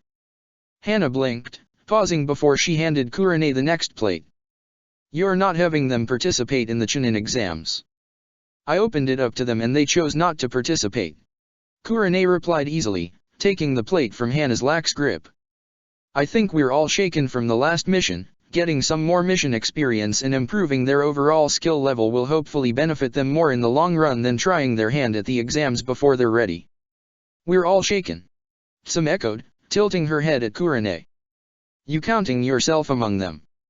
Oh, definitely. Kurane huffed, though she didn't elaborate. She's already said more than enough on the matter to her shrink in the week she spent in psych. All right, last question. Tsume said, watching her idly, her nose twitching. Any reason your little Hyuga is wound tighter than Kuromaru on bonfire night? Reason? No. Kurane sighed, eyes back on the plate she was drying as she frowned. Theories? Some. None particularly encouraging. She's quite personable. Hana offered quietly, turning off the tap and accepting the dishcloth from Kurane to dry her hands. For a Hyuga. She's also chock full of triggers and a startle reflex that would have put a pebble through Kiba's skull in their first week as a team. Kurane drawled, accepting the towel back from Hana and hanging it on the cupboard handle, only then finally turning to face Tsume. Interesting to have her handle senbon instead of a stress ball, then. Some commented dryly. I know I complain about my brat a lot, but I don't particularly want one of those senbon to hit somewhere actually damaging. Ironically, she's actually more careful with the senbon. Kurane grinned wryly, leaning back against the counter. I think her brain recognizes them more as a weapon than the pebbles and so knows it's not something she should be throwing at her comrades. Mother and daughter both stared at her for a few seconds, then some snorted. All I'm hearing is that you're probably the most mentally stable Jounin sensei in this village. The woman laughed, and there was something almost approving in her eyes. Not to mention the most ballsy. It was Kurane's turn to snort, and she eyed the older woman dryly. Thanks.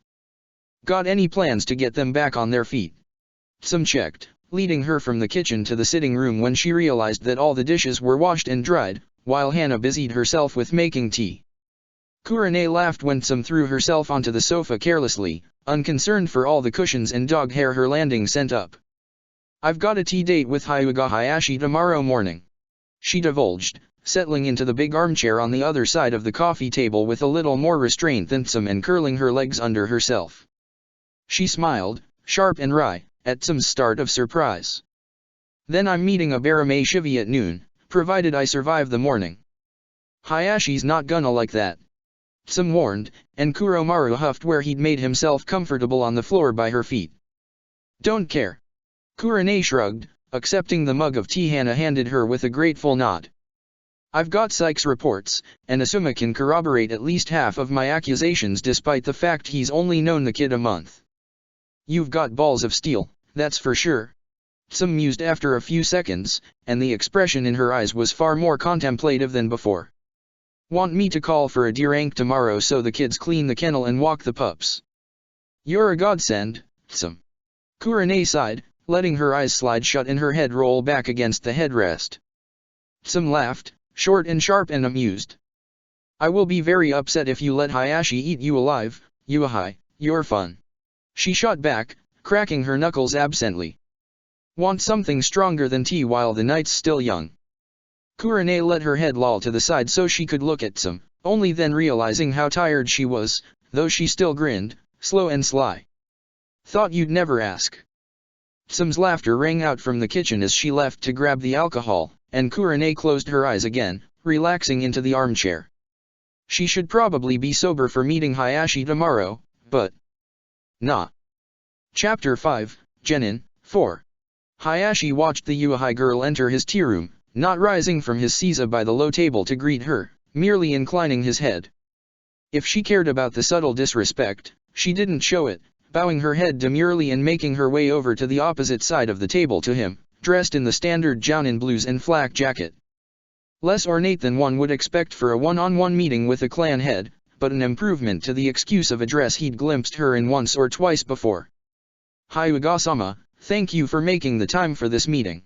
She greeted, folding into a seiza opposite him with far more grace than he would have expected of her outfit and rumored disposition. She bowed then, bending forward until her face was almost parallel to the table between them, hair falling like a curtain around her, and when she half straightened, she glanced up at him through her lashes and he suddenly understood the origin of the grace in her movements and what sector she'd probably gotten her training from. Except, instead of what could have, in another context, been a seductive look, the Yuahai's oddly familiar eyes were filled with thinly veiled contempt, the smile twisting her red lips not reaching her eyes. I admit curiosity as to what you believe needs my attention so urgently. Hayashi admitted, eyeing the woman evenly. Particularly as my daughter spent the last month in the hospital. It is precisely the circumstances around her hospitalization that I wish to discuss with you, Hyuga-sama. Yuahai confessed earnestly, and Hayashi fought the urge to scoff. My daughter's incompetence is one of my personal failings, I agree, but since she graduated and was placed on a Genin team, making sure she is not a burden falls within your realm of responsibilities, Yuahai-san. The woman blinked, seemingly shocked at his rebuke, and then her lip curled downwards in what could barely avoid being called a scowl. Forgive me, Hyuga-sama, but I must disagree with your word choice. Incompetence? Burden? Hinata is one of the most competent genin I've ever had the pleasure of working with. It was Hayashi's turn to pause, because surely, the woman wasn't implying that Hinata had learned how to be a shinobi in the 3 months she'd been under her tutelage prior to ending up in hospital. On our last mission, she comported herself with more sense and strategic thinking than some chunin I've worked with, not to mention that she took out 4 of the IWA shinobi who had attacked us, 2 of whom had had bounties on their heads. Incompetent is about the last word I'd use to describe your daughter, Hyuga-sama.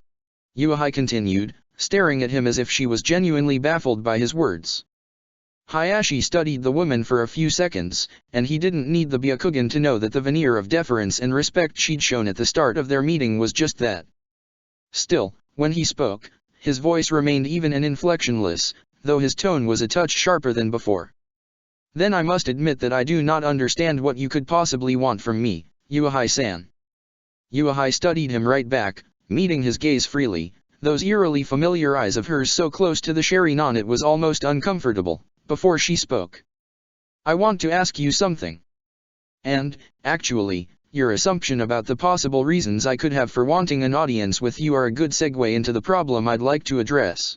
She frowned, not even pretending interest in her tea when Hayashi finally reached for his, and he made her wait until he'd finished his drink and put his cup down before he gestured for her to continue. On top of emotional maturity beyond her age and ability to remain rational in high-stress combat situations which I've already mentioned, Hinata exhibits some more worrying habits. She began, eyes trained on his face, cataloging his reactions. She has very good aim and a dangerous startle reflex, which, when combined, is somewhat concerning for my other genin's survival. Beyond being very quick to react to perceived dangers, she also unconsciously does perimeter sweeps and struggles to relax even when in village. Yuahai paused then, giving him time to interrupt should he wish, but Hayashi stayed silent, not reacting to her words beyond a quiet thought given to the comment about Hinata's supposedly excellent aim. A few years ago, such habits might have had her noted down as an experienced albeit young fieldnin. But Hinata has been a genin for 4 months and she was born in times of peace. There is no reason for her to share the habits of war veterans and career shinobi. What is your point, Yuahai-san? Hayashi asked when the woman fell silent, still quietly studying him, because it was evident that she was building up to something, but Hayashi was a busy man. Clearly reading his impatience, Yuahai smiled. It wasn't a nice smile. My point, Hayashi-sama, is whether you can tell me why Hinata has been diagnosed with severe CPTSD that predates her ever leaving the village, as well as cripplingly low self-esteem despite being one of the most talented genin I've ever met. Hayashi stilled. Diagnosed? Who did you allow near my heir to give you any such diagnosis? He asked calmly, coldly, while inside, his chakra was urging him to activate his Byakugan and take out his frustration on the presumptuous wench before him, but he resisted. For now. 3 psych therapists have worked with Hinata since she woke up after our return to the village, though the majority of her sessions have been with Kagan Inatsum, who is also the one to provide the official diagnosis. Before my audience with you, I also got independent confirmation from Sarutobi Asuma and Inyazuka Hana, and both of them can confirm that Hinata's behavior predated our mission. Yuahai explained calmly, sitting back on her heels, meeting his gaze without fear. You had no right. Hayashi accused quietly, coiling his chakra tight and down, stifling his signature so the infuriating woman wouldn't be able to read the anger he felt at the disrespect. I did not consent to outsider involvement in my daughter's recovery. Luckily, you did not have to. Yuahai replied, and she wasn't even bothering with politeness anymore. Hinata is an adult in the eyes of the medical professionals and can make her own choices. And, as you helpfully pointed out at the start of our meeting, making sure she is not a burden, or burdened, as the case may be, falls within my realm of responsibilities. I advise you to be very careful with your next words, Yuahai-san. Hayashi murmured, cold fury creeping at the edges of his consciousness, but the woman's smile merely widened, more sharp teeth and vicious bloodlust than the earlier full lips and quiet grace. There was a reason Hayashi always disliked non-clan kunoichi. Thank you for your advice, Hyuga-sama. Unfortunately, I don't think I'll heed it. There was a slam as the woman slapped her hands to the surface of the table between them, a seal tag appearing where one of her hands had been, and she rose up on her knees, putting her face closer to Hayashi's, any pretense of respect abandoned. The only reason I'm not making a public scene out of this is because bruises are the course for active shinobi. But if I ever find bruises on Hinata that she can't explain away, or find a concerned note in her medical file, or if Kagami ever tells me precisely where and who Hinata's CPTSD stems from, you can rest assured that I will hold you responsible. She hissed, ruby eyes blazing almost as if they did contain the sherry non, and Hayashi had a moment of dawning realization at what the seal she'd likely stuck to his table might have been. The Council of Clans during the founding may have allowed your ancestors to keep their slave seal, but it's been a century and times have changed since then. Luckily, even in a village of ninja, people still frown at child abuse, Hyuga-sama, so I want you to think long and hard about whether your clan can take another blow like that after the scandal with Hisashi-sensei. And, suddenly, Hayashi knew why the red knot Sharingan had seemed familiar. It had been almost 2 decades since, but Hisashi's happiness when he'd received his genin team had only ever been eclipsed by the birth of his son. Uehai Kurane, Sarutobi Asuma, Namayashi Rado. Team 6, Nii-sama, my team. The woman, his brother's old student, pushed to her feet, peeling off the silencing tag as she did, her tea untouched, her face familiar in its apathy and disdain if only because she wore the same expression his brother had the day Niji had been branded with the caged bird seal. Thank you for your time, Hyuga-sama. She bowed, exaggeratedly deep, though her eyes never left his. She didn't take back any of her accusations, didn't leak so much as a drop of killing intent, but her eyes assured him of the strength of her conviction and her complete lack of fear of any retribution from his side. I'll show myself out. She was gone not 10 minutes after she'd arrived. Hinata was on her way back from Kiba's house, having taken a detour and walked Shino to the gates of his compound despite the latter's assurances that he could make the journey himself, when she spotted a familiar ponytail a few meters down the street. Kurane's comment from the previous day rang through her mind as if on cue. You're lucky Shikamaru didn't choose to escalate. Sensei was right, of course, Hinata was lucky. Shikamaru would have been well within his rights to press charges or demand she be officially reprimanded for lashing out at him in the hospital, especially if she had actually managed to injure him. She flash-stepped the few meters between her and the two Nara, and when she deemed herself close enough that she wouldn't have to shout, she called out a quiet, Nara-sama, Shikamaru-san, that nonetheless got their attention. Father and son stopped and half-turned, glancing back, eyes searching until they landed on her with a small degree of surprise on both their faces, and Hinata momentarily wondered what she looked like to them. She was still in yesterday's clothes, parts of her covered in dog hair after their morning dirang cleaning the kennels. Her own hair was in a messy top knot, the rest of it brushing her shoulders, and she was aware that the pink scar on her nose from their last mission was still stark against her pale skin, her appointments with the Mednin tasked with breaking down the scar tissue only halfway done. Still, she told the self-conscious voice in her mind to shut up for the moment and bowed politely, first to Shikaku, then Shikamaru. I apologize for disturbing you, she began once she straightened, squared her shoulders, and made herself meet Shikaku's eyes. My name is Hyuga Hinata. I would like a moment of your time to apologize to your son, if you'd allow it. She felt proud of herself that her voice only shook one time during her introduction. She maintained eye contact until Shikaku obligingly nodded and waved a hand in a vague gesture she hesitantly interpreted as go ahead. Hinata took a deep breath and turned properly to Shikamaru, inclining her head again. I am sorry for hurting you, Shikamaru-san, she said quietly, and the remorse in her voice wasn't fake in the least. I appreciate you taking the time to play shogi with me. I want to assure you that I did not mean to hurt you, and I am very sorry that I did. I am still recovering after my team's last mission, and am working through certain triggers with those in charge of my recovery.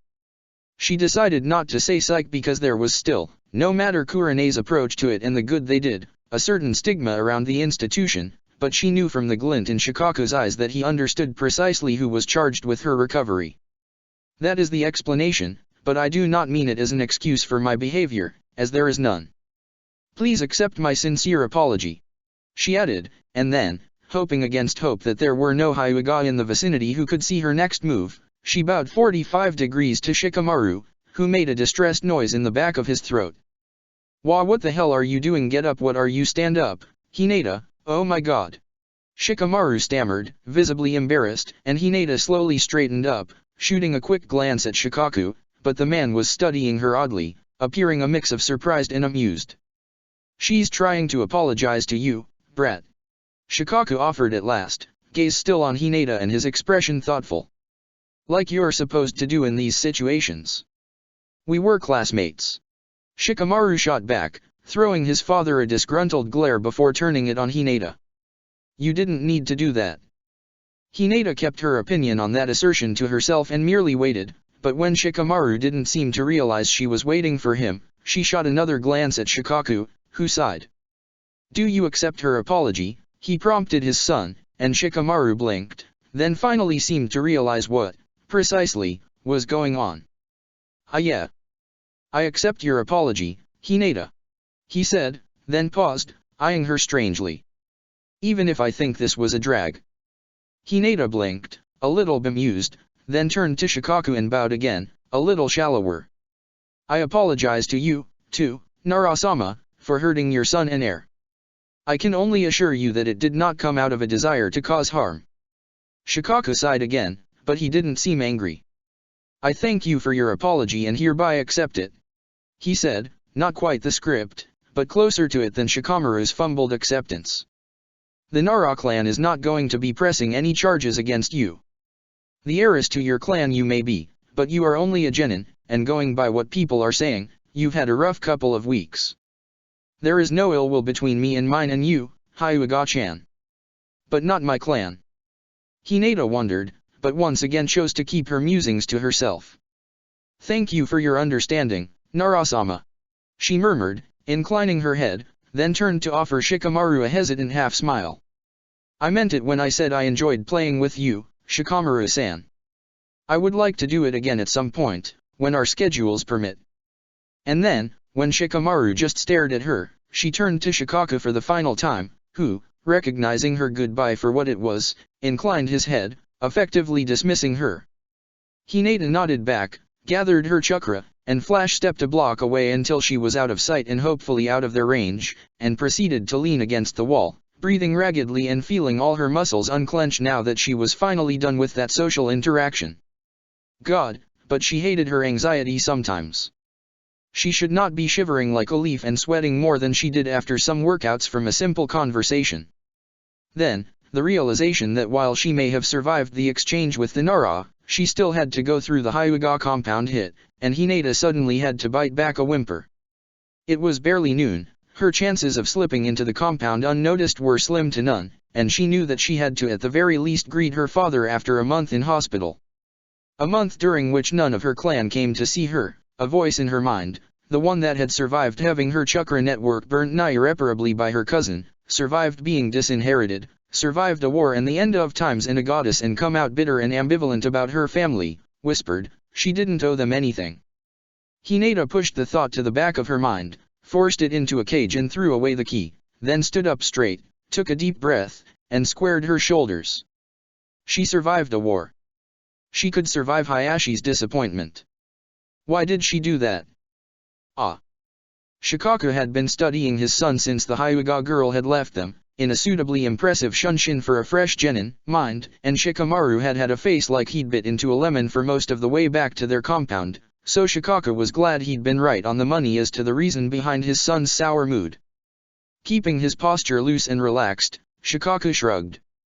Clan politics, he offered, because Hyuga. Her shrink's impact, likely. He added, considering the subtle hints she'd dropped at just what sort of trigger Shikamaru had stomped on in the hospital. And probably a part of your Hyuga friend not wanting to burn whatever bridges there were between the two of you. Could we have pressed charges? Shikamaru asked, eyeing Shikaku oddly, and Shikaku hummed, noting with idle curiosity that Shikamaru didn't argue the word friend. It would have been a bit of an overreaction, but yes. If she'd actually broken bone, I'd have suggested it to you. He admitted, and Shikamaru frowned, apparently not liking his answer.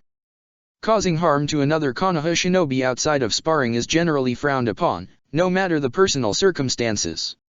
Is it true, then?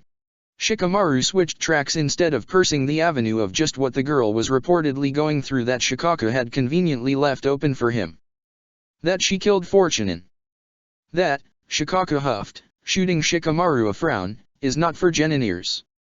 There are rumors, and Ino refuses to drop it. Shikamaru grumbled, giving Shikaka the stink eye.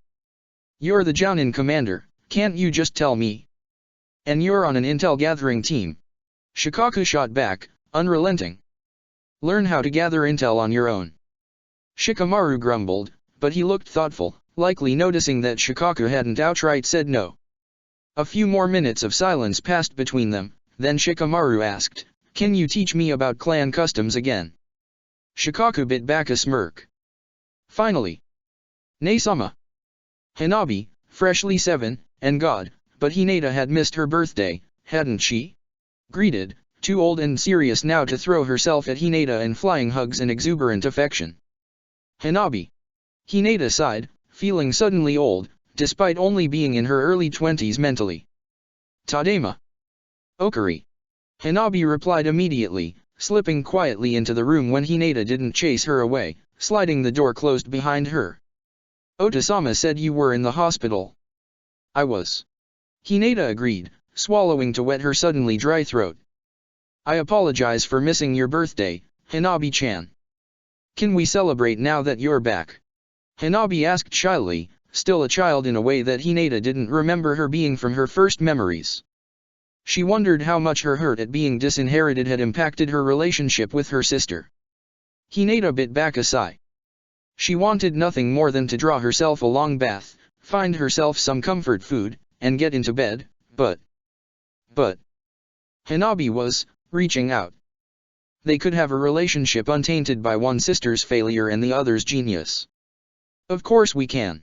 She assured after what was apparently a few seconds too long, because Hanabi's hesitant smile had slipped almost entirely off her face, replaced with the beginnings of a dejected expression.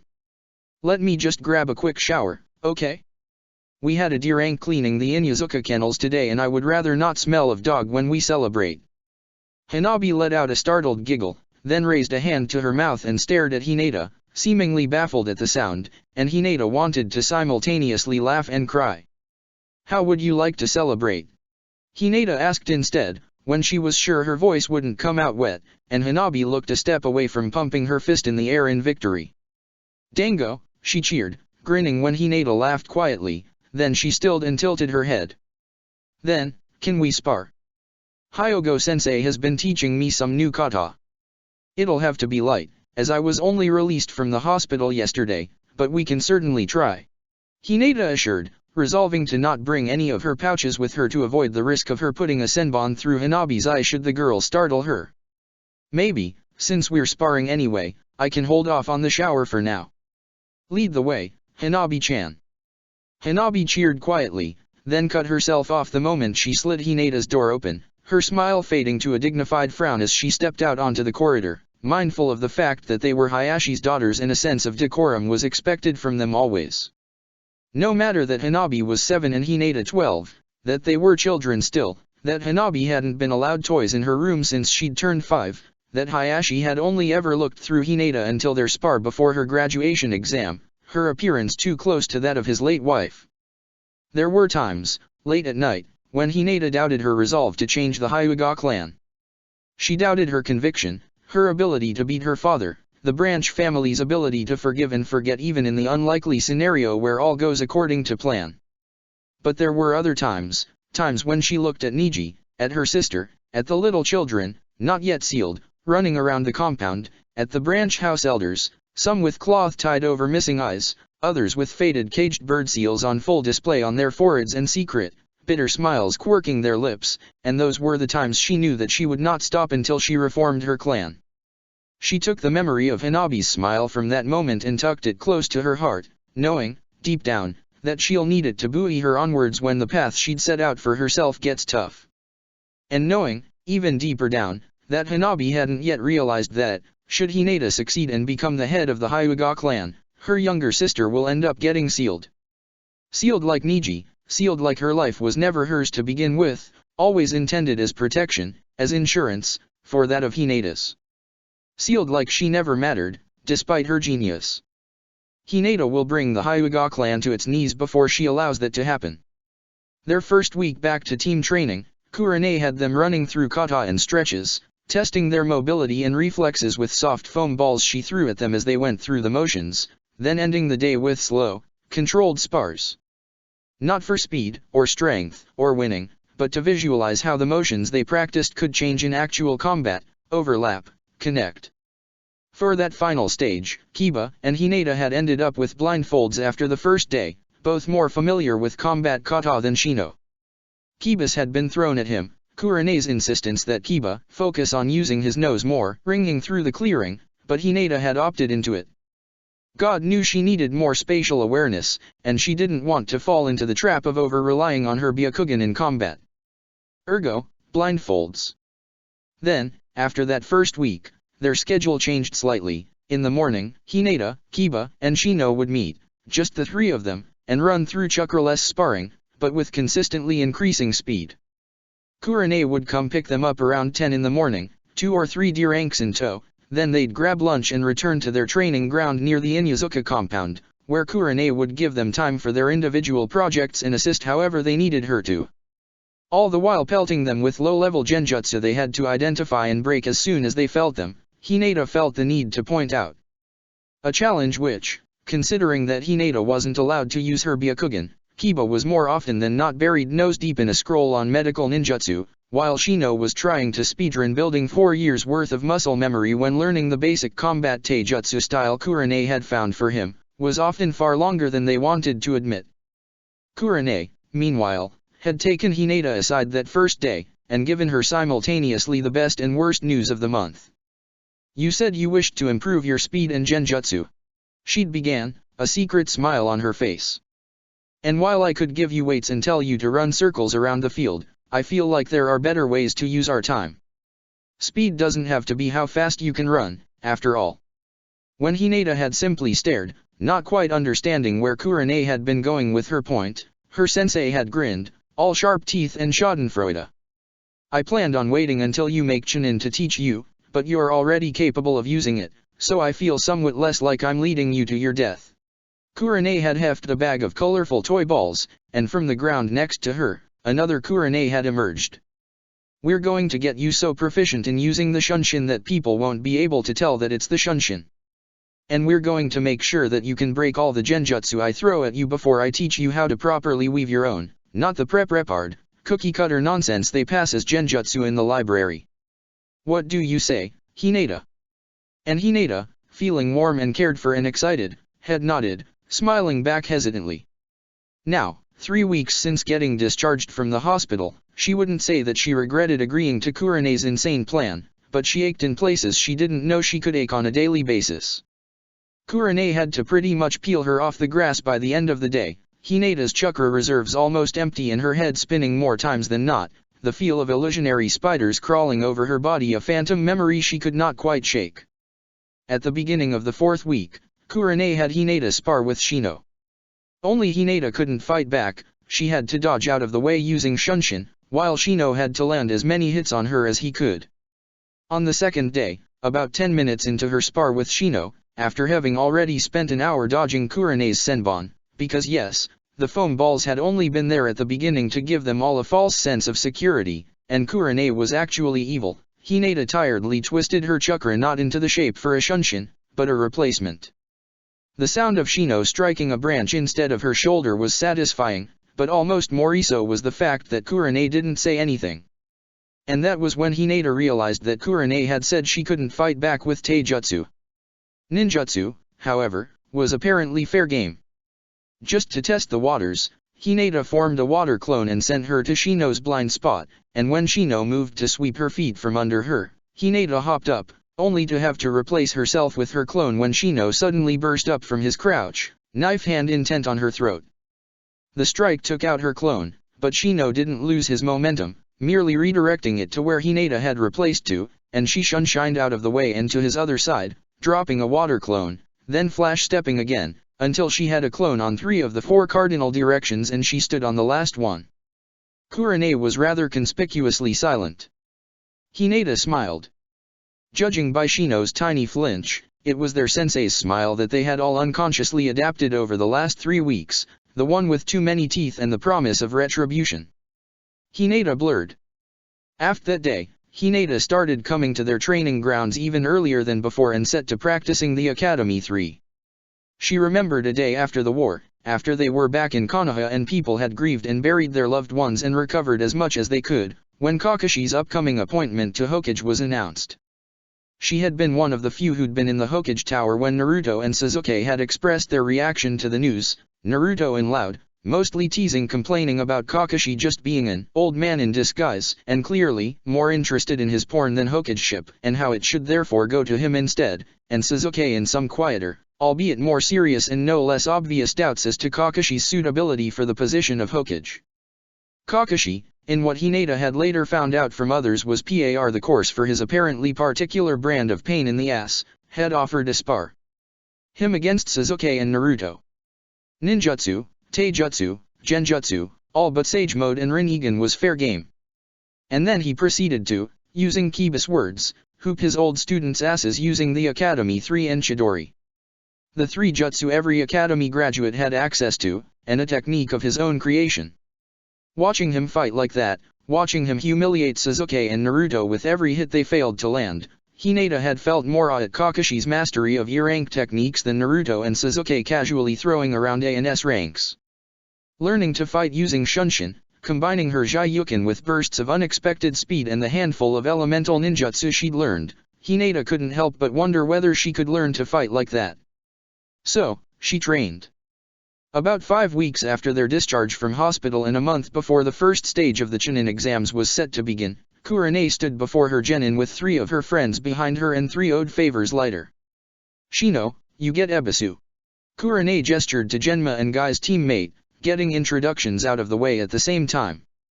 He's probably the most well-rounded shinobi I've ever encountered, and he was also on a genin team with Meito Guy, so his knowledge of taijutsu is beyond impressive by association alone. Genma snorted from her other side while Ebisu preened, and Shino inclined his head at her description before bowing a shade deeper to his new trainer, and even though she couldn't see his eyes, she knew he was scheming how to best take advantage of his new sparring partner. Kiba, you've been making progress in your med ninjutsu, but I hope you haven't forgotten you're a tracker. Genma is also annoyingly well-rounded, but he was primarily a bodyguard, which means that he can dash as if on cue. Genma's scent, chakra, and any sound he was making disappeared, and Kiba gaped, well, that. Your task is to track him and tag him with a tail before sundown. Kurane chucked Kiba the tail, a kid's toy she'd nabbed from her civilian cousin's house purely to see the look on Kiba's face at the fake fur and his task. But then he grinned slowly and eyed Genma consideringly, and Genma waved back cheerfully, easygoing till his last breath. And Hinata, for you I got Yojeo. Yojeo is the person I personally hate sparring with the most. She's a Kenjutsu mistress, and she's fast, resourceful, disproportionately fond of sharp things, and was trained by Kakashi, so she's a bastard to fight. Kurane introduced, and Hinata listened intently while Yojeo snorted. I'm really feeling the love, you. Yojeo snarked, shooting Kurane a fondly exasperated look. Nice to meet you, Yojeo-san. I'll be in your care. Hinata greeted, bowing to the other kunoichi, before glancing at Kurane. Rules, sensei. And Kurane grinned, feeling Hinata and Yojeo shrink back a little, though Yojeo likely more so because she had run missions with Kurane before and knew what that expression meant. Hinata and the boys had just realized that that was Kurane's fuck about and find out grin. Survive. Sparring with Yojeo was challenging. Hinata didn't know how Kurane got 3 Takubutsu Jounin to volunteer their time to train her, Kiba, and Shino 3 times a week, but she found herself grateful. Yojeo was everything Kurane had introduced her as and more, and when the other kunoichi had learned that Hinata A. wasn't embarrassed by losing, and B. was also somewhat proficient in elemental ninjutsu, the last of her hesitation had melted away and Hinata could tell that she stopped holding back. Hinata had thrown her entire arsenal, considerably more varied than it had been when she'd died, but less developed in her Hyuga techniques, at Yojeo, multiple times a week for the last fortnight, but she had yet to win a single of their spars. She'd come close when she'd first used her Shunshin in combination with her Jyuken, but Yojeo had merely whipped out her katana and demonstrated just how quickly she could swing that blade, and without a chakra shield around her limbs, Hinata would have gotten quartered if she hadn't retreated. The constant sparring also helped with getting Hinata used to her body once again, and she was now even more flexible than she'd been the first time around, and far stronger and faster. And then, a week and a half before the first stage of the Chunin exams was set to begin, exams in which Team 8 would not be participating, and Hinata couldn't help but feel relieved. Something changed. After a month of practicing the Academy 3 to the point that she'd whittled them down to only one seal each, Hinata was sparring with Yojeo, occasionally flaring her chakra to seallessly kai and throw off one of Kurene's hundreds of genjutsu, not even giving the illusion enough time to build before she shook it off. She'd been pressing Yojeo with her Jyuken, though she'd kept her Byakugan off, having memorized enough Tenketsu locations not to need it in a spar, a kunao in one hand and chakra sharpening the fingers of her other. Then Yojeo swung with her katana and Hinata shunshined back, spitting a water bullet at the other kunoichi and pulling up a water clone when Yojeo slashed at the bullet with her sword, and the subsequent spray momentarily obscured her view of Hinata's hands. Hinata launched the kunao she'd been holding into the air above Yojeo and replaced with it, her clone catching the kunao and rushing Yojeo while Hinata was already dropping, another knife in hand. But then Yojeo's sword hit clone Hinata's side and dispelled it, and Hinata knew Yojeo realized the ruse. Instead of letting herself continue to fall, Hinata threw the kunao in her hand to the ground in Yojeo's blind spot, replacing with it again, knees bent to absorb her momentum. She kicked out at Yojeo's sword hand, dislodging the katana from her grip, then turned sharply, her crouch putting her low enough to be well within Yojeo's guard, and she surged up, Jyuken in one hand, motion intent on Yojeo's midsection. And then there was a searing pain in her right shoulder as Yojeo startled. The tanto she'd frantically whipped out lodged firmly in Hinata's trapezius, her right arm still extended towards Yojeo's central tenketsu. There was a moment of silence as both of them froze, then a single drop of blood slid off Yojeo's blade and hit the ground, and it seemed to be what they needed to break the spell. "Oh my god, I'm so sorry, Hinata." Yojeo apologized as she let go of the handle of her tanto as if burned, taking a step away from her and covering her mouth in horror. Genma was suddenly next to them, as was Kurane, and Genma's hands glowed green as they carefully assessed the area of her shoulder Yojeo's tanto was still cutting into, and he frowned. "Yeah, she needs the hospital. It's not life-threatening, but it cut a bit too much of the muscle for me to feel comfortable healing it here." He glanced at her briefly, face apologetic. "Sorry, kid." Hinata shook her head, finally dropping her arm, and the pain that came with jostling the sword in her shoulder made her wince. "Don't worry, Genma-san. I'll go to the hospital. We'll take her," Kiba called, appearing at her side and pulling Shino with him. "I need a break from Ebisu anyway, guy's a slave driver." "Let's go, Hinata, and you better not remove that sword." Hinata, despite the situation, felt a smile pull on her lips as she fell into step between Kiba and Shino, letting Kiba's chatter about how much of a dick Ebisu was to fight, and Shino's acerbic grouching of, "You've only had him for the day, I've had him a month, how do you think I feel?" fill her ears. Neither boy complained that she wasn't really participating in the discussion, but when they got to the hospital, they both dutifully settled to wait with her in the waiting room of Ane, and Akamaru hopped down from Kiba's head to curl up in her lap, offering silent comfort as Hinata carted her fingers through his fur. She may have been sent back through time, but in this moment, she was home. Back in the clearing, Yojeo eyed Kurane guiltily. "Sorry, you." "She startled me, I didn't expect her to do that." She apologized, eyes trained on the patch of dirt Hinata's blood had dripped on.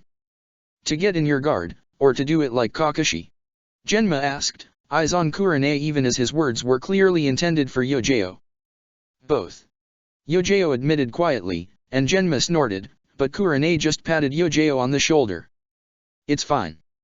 Our resident medic and mother hen said she'll live, and I trust him," Kurane assured, jabbing her thumb at Genma. "And Hinata's only become more of a pest to fight since she started sparring with you, so I'm not surprised she got one over you. I thought you were teaching her to fight like Uchiha Shisui." Ebisu joined the conversation, pushing up his glasses. "Not Hatake-san."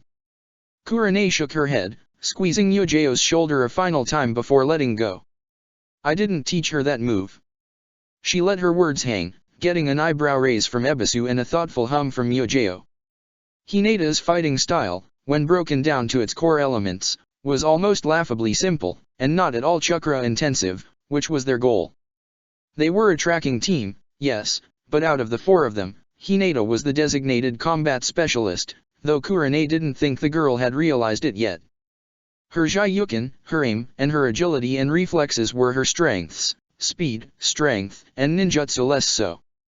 Having her repeatedly fight the boys, as well as Yojao, who was taller, stronger, and with a greater reach, had already done her wonders in the 2 months since they'd gotten discharged.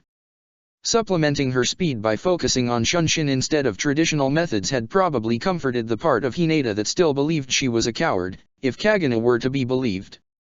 The fact that Hinata had seen the style she was developing, and thought to add the Academy 3 into it wasn't that surprising, if you knew Hinata like Kurane knew the girl and not just as the Hyuga heiress.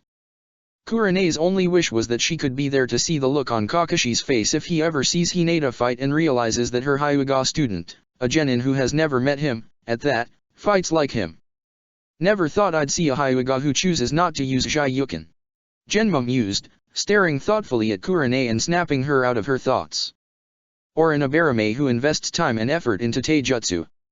Or an Inyazuka willing to sit down and slog through reading on medical ninjutsu, of all things. He eyed Kurane up and down, smiling slyly. Just what sort of monsters are you raising here, you?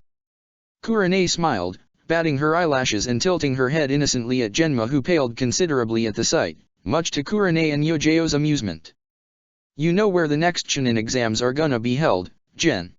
She asked lightly, the question entirely rhetorical, then let her smile and voice drop when she answered. Kumo. Genma and Yojao stared at her for a few seconds, processing that, then. Fuck. Team 8's comforting routine of meet do D-rank spar crash repeat got broken 3 days before the start of the first stage of the exams, almost 2 months after getting discharged from the hospital. We have a C rank. Kurane announced when she came to pick them up, carrying a single scroll instead of the usual 2 or 3. Escort to Hidden Grass. Pack for 2 weeks. Hinata exchanged glances with Kiba and Shino, eyes wide, and anxiety clawing up her throat, which she saw reflected in the boy's eyes. But then she turned to Kurane, who looked grim but confident, and she forced herself to take a deep breath and assess the situation more rationally. Frankly, she was surprised they got almost 2 months in village, but the sheer volume of D-ranks they got through in that time might have spoken to their favor. Or the fact that Kurane had looked like she'd burn the whole village down if anyone had tried to push them to do anything before they were ready, in those first few weeks. Now, though, Kurane didn't look worried. Calm and quietly expectant, yes, but not worried. Hinata saw the moment that same realization dawned on Kiba and Shino, and almost felt the anxiety wash off them. Releasing a sigh of relief, Hinata turned back to Kurane and smiled encouragingly, at which Kurane nodded. Meet at the gates in 20 minutes. Kurane announced, and right before they all split off, she called out. For the record. When they all turned around to face her, Kurane smiled. I have the utmost confidence in all of you. Hinata blinked, and then, feeling as if she could walk on clouds, ran to the Hyuga compound. Despite the anxiety she was feeling not even 5 minutes ago, a part of her was almost excited to be getting out of the village again. Not to mention that with Kurane's words, all her lingering doubts and concerns were rather effectively forgotten. The fact that this mission would conveniently get her team out of the path of Gaara and Orochimaru was also a nice bonus, but she tried not to think about that. Check the description for the links to the author.